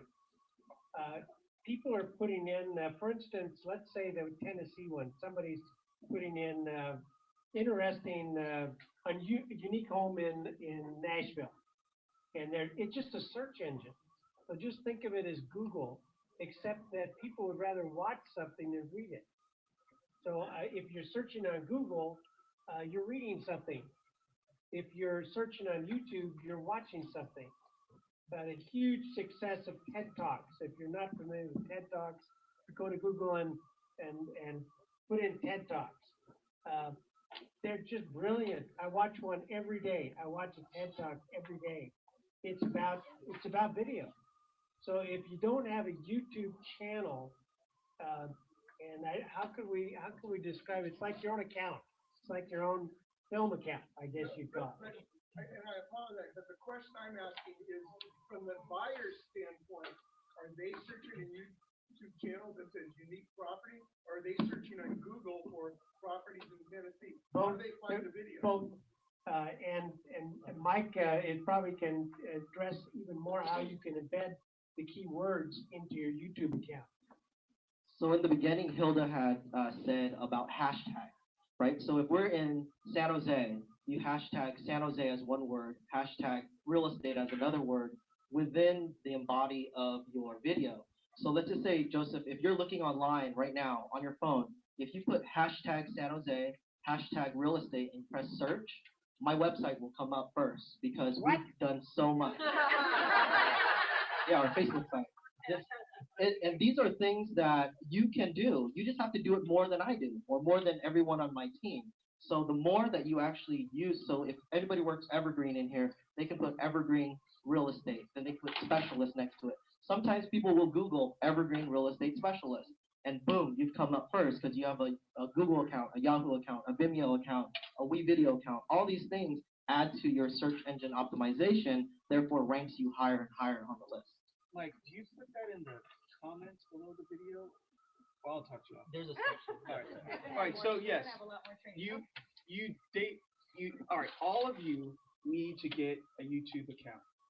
And it's basically called a channel. So each one of you are a CBS, NBC, ABC, CNN. You all individually have a channel. Then you upload your videos. You can gear it towards just fun and personal, or you can gear it towards your business. You gear it towards your business, you put everything in there that drives people towards your business, just like we used to do with our individual websites and SEO, but you do it with video. And there are not, I repeat, are not a lot of realtors that have embraced this shit.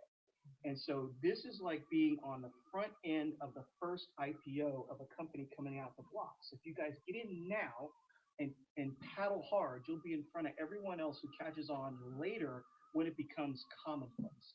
So do it now, do it now, do it now, do not wait. Here is an idea for you, and the challenge that you're thinking in your head, but gosh, I don't know how to do this. And so what am I going to do? I'm going to get left behind, and Mike's going to take over all of San Jose. I'm going to try. So here's a phrase that I would put into your brain. Strategies beat rules every time. Strategies beat rules every time. So when you're playing Monopoly, you take the board off, the lid off, if you're playing one of the antique ones that I have. You take the lid off, and the rules are on the inside of the lid. Remember? The rules. It's telling you the rules. One of the rules is that you can trade 5 houses for a hotel. Remember that one? It didn't say you have to. I thought it said you had to. So when I was quizzing my oldest son of how he killed it in Monopoly, he said that he never turned the houses into hotels.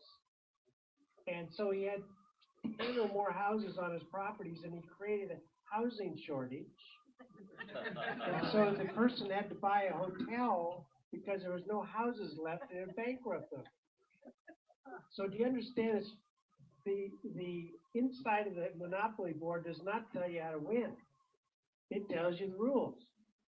All I got to do, and all that Stephen and Mike have to do, is play the rules in a strategic way so we win. So you just need to know the rules. Mike, you want to add to that? How many of you have a Gmail account? I do. So now you already have a Google channel, a YouTube channel. Because with your email from Gmail, you can just convert and open a YouTube channel. They're all interlinked together. Right? Yeah. Google or YouTube is just one channel in social media, and it's really considered an app when it comes to your Google account. So Gmail is your main frame for that. Another question, Jill? You had a question? Thank you, Hilda. I did have a question regarding the music, Jim, that you had incorporated within your reading something home. So I understand that a lot of the music out there is you're not allowed to just use regular music. You have to use royalty-free music. I was soundhounding that song and it didn't come up. So was that something that you? What music do you use when you're producing video that's allowable? Thank you. Generally, we go to iTunes. Generally, and we just buy it. And we get there's some that we buy with royalty fees. It's not allowed to pirate anything. So it's part of the cost, but actually the music is the least amount of cost. Did I answer your question? Yes, thank you. Yeah. We video comes with music. Okay? Don't spoil all our thunder. We got a little bit of time. Just letting you know, it comes with music, so don't stress about the music. Yeah, don't worry about the music. And if nothing else, if you gotta buy it, it's the least expensive cost of doing the entire production. Okay. Now, this is a question for Mike. Mike, the people that are trying to embrace this new technology, I would like to know, to begin with, all the videos are great. Some of them duplicable, some of them $21,000. I don't think I would be able to afford that. But yours seem to be very crystal clear, very into the community, and then lifestyle. How much does it fully cost? I understand that you have a team behind, and there's also a cost. And if I were to look at that property in the MLS, and do a comparable analysis. Did it pay off? Did it sell for more than the rest of the comparable market? Because we don't have that many properties. Whether you do video, flyer, or picture phone, you'll sell it. So there's many elements to video. It's just not creating a video and having it shot. The home has to be clean. It has to be staged and designed well for the area and the demographics who are buying it. And you have to have proper lighting. And there's so many things that go into it. But the return on investment is really good. That one on Woodside, I chose that video to show because it was the most recent one that we did. We sold it in 12 days and 70,000 over what a neighbor had just sold theirs for. Yeah, and we garnered 18 offers on it, so the neighborhood wants us to do more of those videos. I think the question was yes. I mean, excuse me, not the question, the answer was yes, plain and simple. But again, we have to think about, what if the market was in the other direction? What would you be asking? Would you be asking that question? No. This is the direction of real estate marketing, period. And this is actually not even just real estate marketing. This is being used throughout retail. I mean, look at the auto industry. You never would have thought you'd see a Pinterest account for, to sell cars, but it does exist. It's just the new way of advertising and marketing because of the internet. Eric, one or two more questions. With foreign and global investors from overseas, do you foresee increased usage of three-dimensional video? Yeah, there's Matterport, there's several other ones that are floating around here now, and it is something that is definitely catching on. Zillow's using it, Redfin's using it on their accounts too. So it is something that, it's almost like when you go to Google Maps and you get to drive up and down the streets, now you get to drive in and out of the homes, walk inside, walk to the pantry, walk all over. I have a resource for you if you want to see somebody that is a single agent with a part-time assistant that is rocking it with film and video. Put into the internet or Google Colleen Olson, last name Olson. She's out of Scottsdale, Arizona, with Arizona's best brokerage, a little tiny brokerage. She is one of the top realtors in Scottsdale. She's about 5 foot tall and is doing this solo. So when you see what she's doing, she's got a 10 series video for each of the steps in the transaction for a seller, each of the steps for a transaction with a buyer. She sends them out as they get to that next step, and they're brilliant. Colleen Olson will share anything with you. If you do contact her, let her know that I asked you to, and she'll give you anything. That's wonderful. And she's where? Scottsdale, Arizona. Oh, Scottsdale's pretty lovely, but I'm wondering if she would enjoy an all-expense-paid trip to San Jose, California to do the training. She would. Wouldn't it be great? It'd be great to have someone like that come. Everybody want to share the cost of that? Let's get her over here. We need to move on with the program, so we're going to have to hold questions off now. But please, can we give our amazing panelists a big round of applause? There'll be a wall after the meeting, so you can ask some additional questions. But we got to move through with this demo. For the last couple of months, you have probably received a herd of emails. You've heard us say that we're going to deliver video to you and bring you onto this amazing platform. And I'm here to introduce the gentleman that is going to start that entire process. You are going to meet the Chief Technology Officer for WeVideo. WeVideo is the platform. We are the first real estate association in the country to launch this product to its members. It's part of the NAR REACH program, so we're so excited to be able to finally bring this to you. You heard Stephen mention WeVideo about 10 times already today, and now you're going to see it live. You're going to see the gentleman who is the developer of this fine product, and he's going to give you a demo so that you'll all be able to get started, hopefully this evening. So can we give Mr. Menon a big round of applause and thank him for being here? Thank you for creating a product to make this all simple. Thank you. Thank you. Thank you, everybody. So we don't have a lot of time, but I'm hoping to give you a demo of WeVideo. You saw a lot of great videos today. Hopefully, when we're done today, you can realize that hey, this is easy to use, and I can make some great listing videos using the application. But before I get started, there's a few things you should know about Media. First, it doesn't require any installation on your computer. So it's all browser based. All of the application, all the content, all the data you're working with sits in our server. So you could be on this laptop or that laptop, logged into your account, and you're seeing the same. So it's really easy to use, very accessible for anybody who wants to use it. Number two, it's integrated with your smartphones. So with iOS and your iPhones and Androids, it works directly. So if you're on location somewhere shooting videos and photos, you can upload those to your video account, come back home, and work through your browser. Or you can actually edit on the phone itself.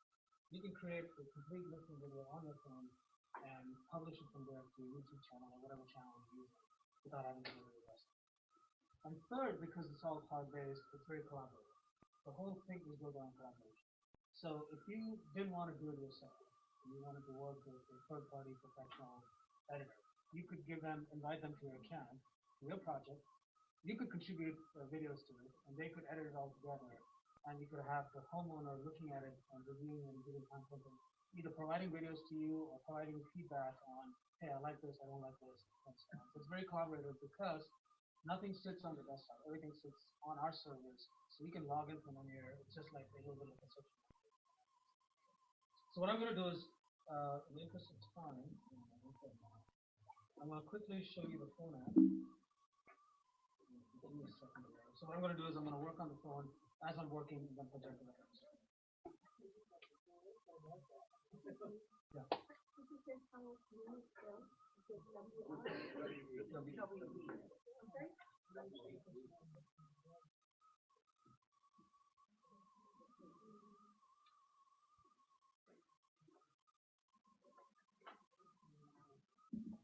So right now you should be able to see the screen itself.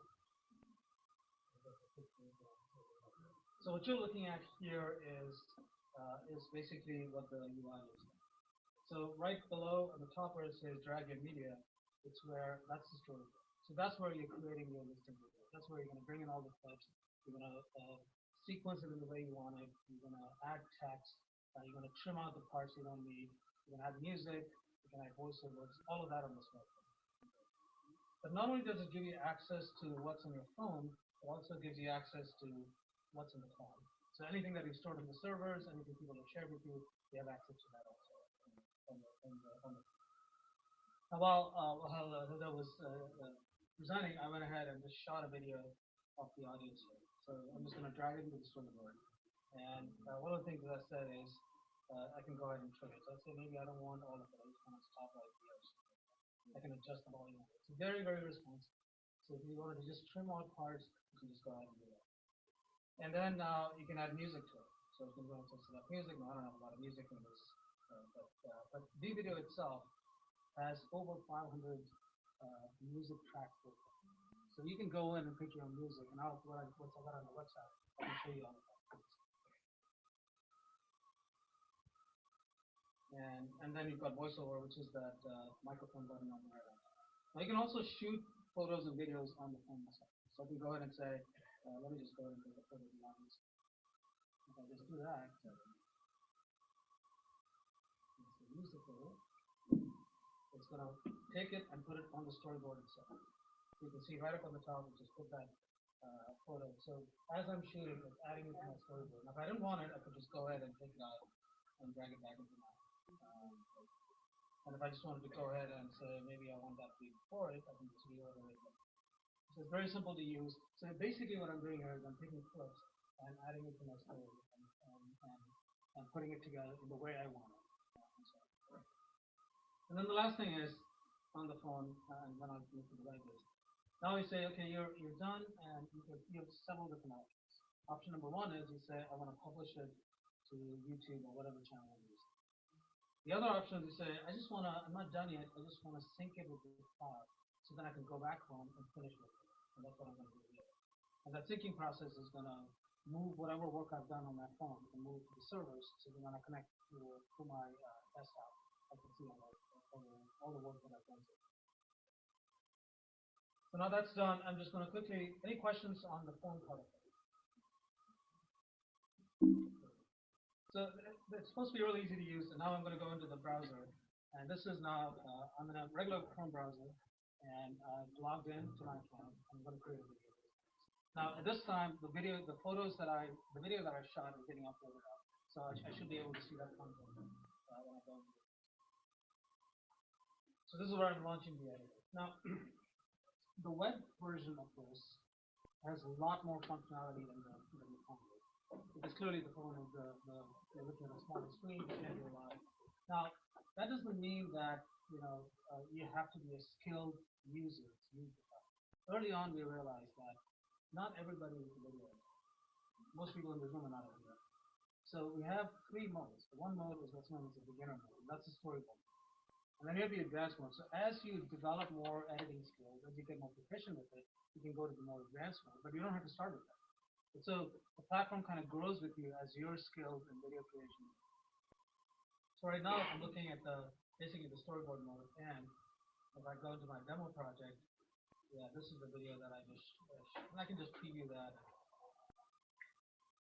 And this is what happened a few minutes ago. Now I'm going to go ahead and start creating a little story. It's not going to be a long listing video, but at the bottom what you see is that's the story. So this is where I'm going to put together my listing. First thing I'm going to do is give it a little title.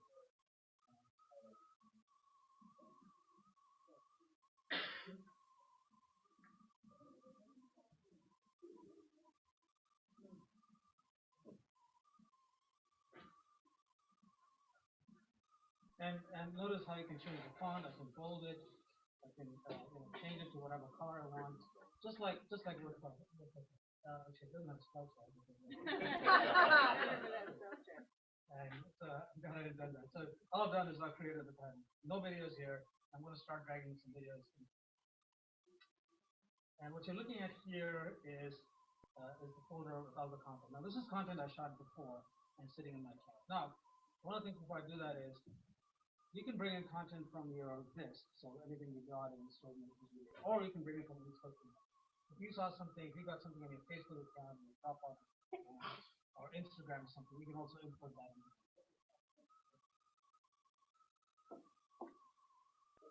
So I'm just going to go ahead and drag it in. So this is, I just drag the clip in, and I'm just going to go ahead and play it to see. So this is the video I captured.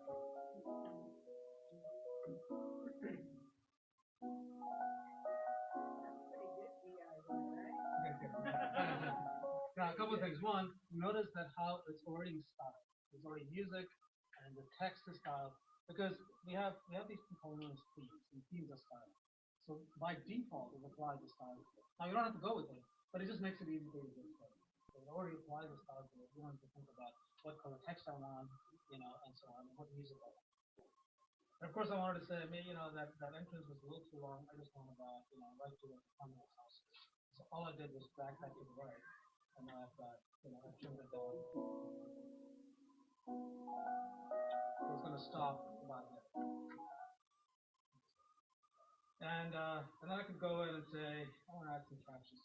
So in this case, I'm using text to tell myself. Now you could do voiceovers also. Instead of saying you saw some of the videos before, they weren't using text, and you could say, instead of using audio, I can just text.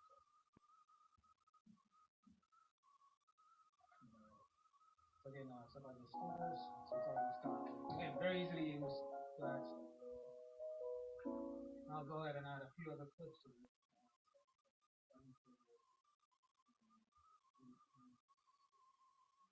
So notice I've got two entrance clips here. Which ones should I use? And I can just preview it before I put it into my storyboard. So turn that, and look at that, and I'll say, I don't want to do that.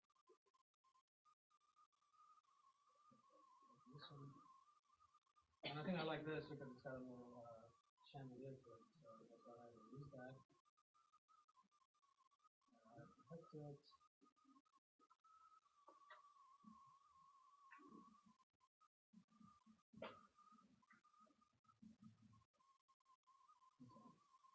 And I can go ahead and do a few other clips. Drag it, the bathroom.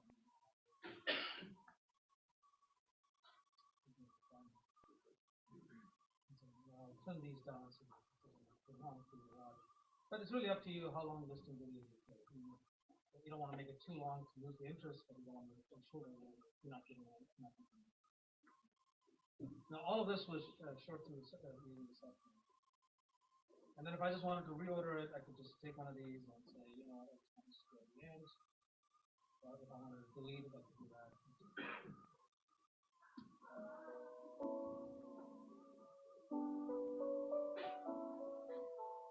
And if I said, well, you know what, maybe I wanted to use a different fee. I didn't want to use the default fee. I can just go ahead and select that. So it shows you the list of all the fees you want. And if I just wanted to preview one of those, for example, I could just preview it. And it's going to show me in real time how that would look if I picked that. So notice that the styling is different, the music is different.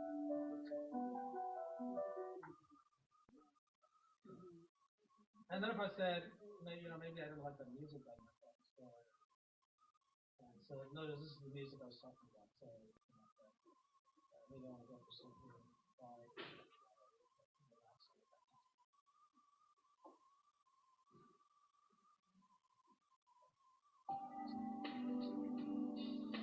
if you wanted to use that, all you got to do is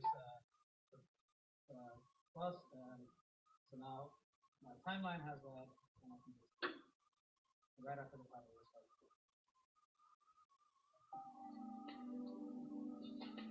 So again, I change the music, I can change the theme. I'm just going to go back there. And at this point, I have more or less the full group. I'll go ahead and add some more content to it, and I'll take some of the stars of the show, and I'll put them in the beginning.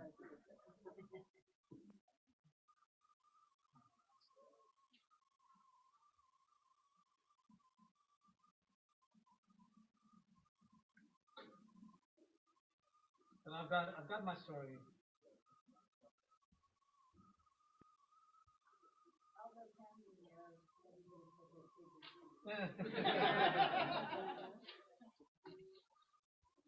And so essentially, in a matter of minutes, I put together a story, a listing video. I just wanted to say, okay, I'm ready to publish this.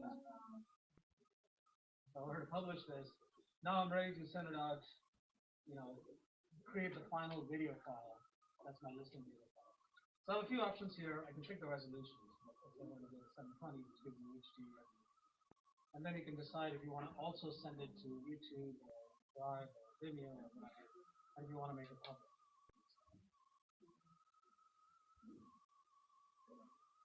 And what's now going to happen is that our servers is going to take everything you just did, all the editing, all the trimming, all the music, and it's going to create the final video that represents this music. And that takes a few minutes. And while it's doing that, I'm going to go ahead and show you a little bit of other functionality. So one of the things is because we have these structural folders, you can create what's known as shared folders. What that does is it gives you a collection of what we call canned videos. So, you know, like for example, I don't know who does many do this, which is you're going to have logos and, you know, neighborhood videos, for example. So you don't have to go shoot that stuff. You can just shoot videos in the home and then add the neighborhood videos to that. So now you've got a complete listing, not only the home itself, but also the neighborhood around it. So again, more assets and more videos to help you create the home listing. And of course, you've got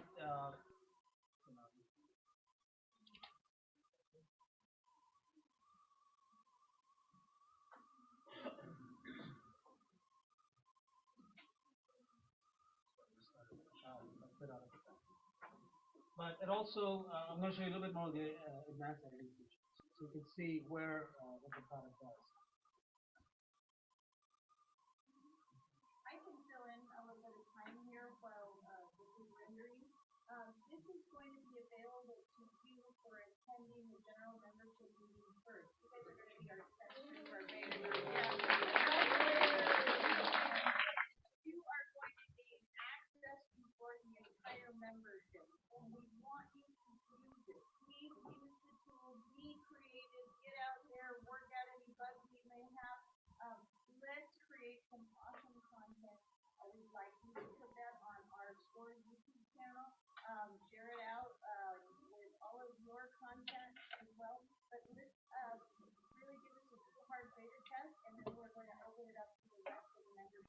going to offer 2 additional trainings in the month of March. The project is going to go through a significant update at the end of this month. So we're going to bring you in for additional trainings. We'll be probably, a couple hours in length. We're going to do an option morning class, and then we're going to have 2 classes so that you can take your course and come in and really perhaps open up the platform and sit there and actually create a video. How about that? Great.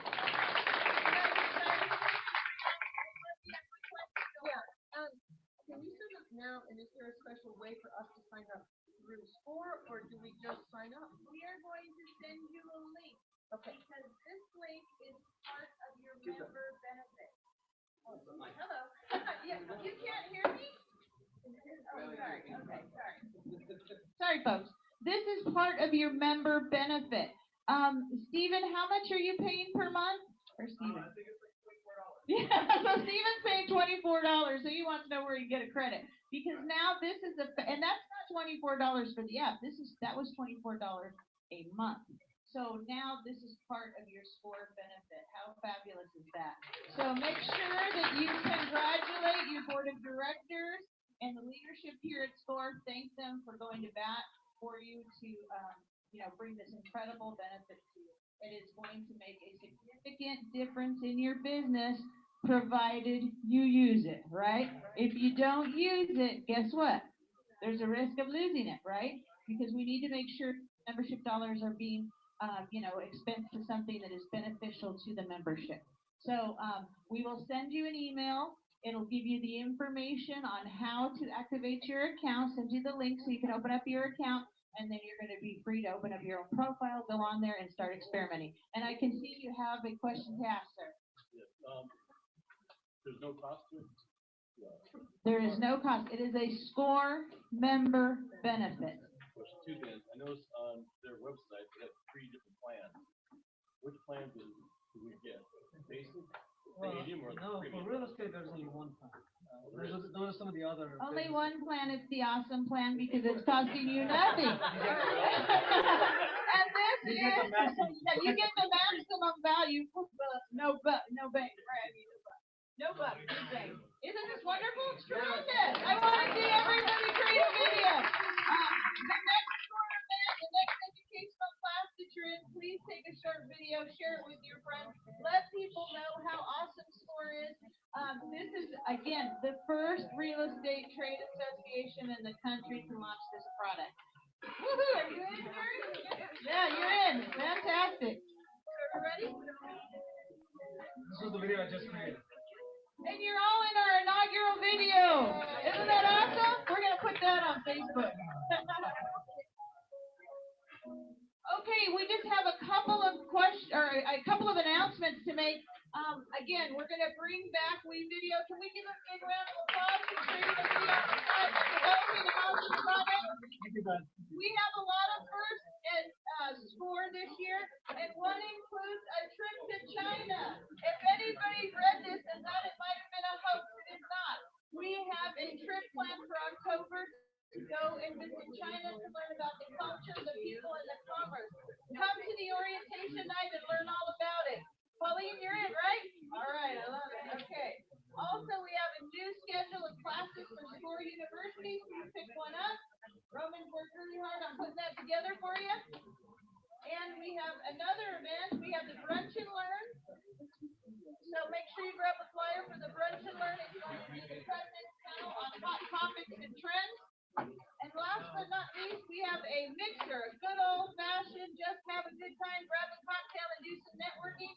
It's sponsored by YPN, but it's for the young and the young at heart. I'll be there. Have a great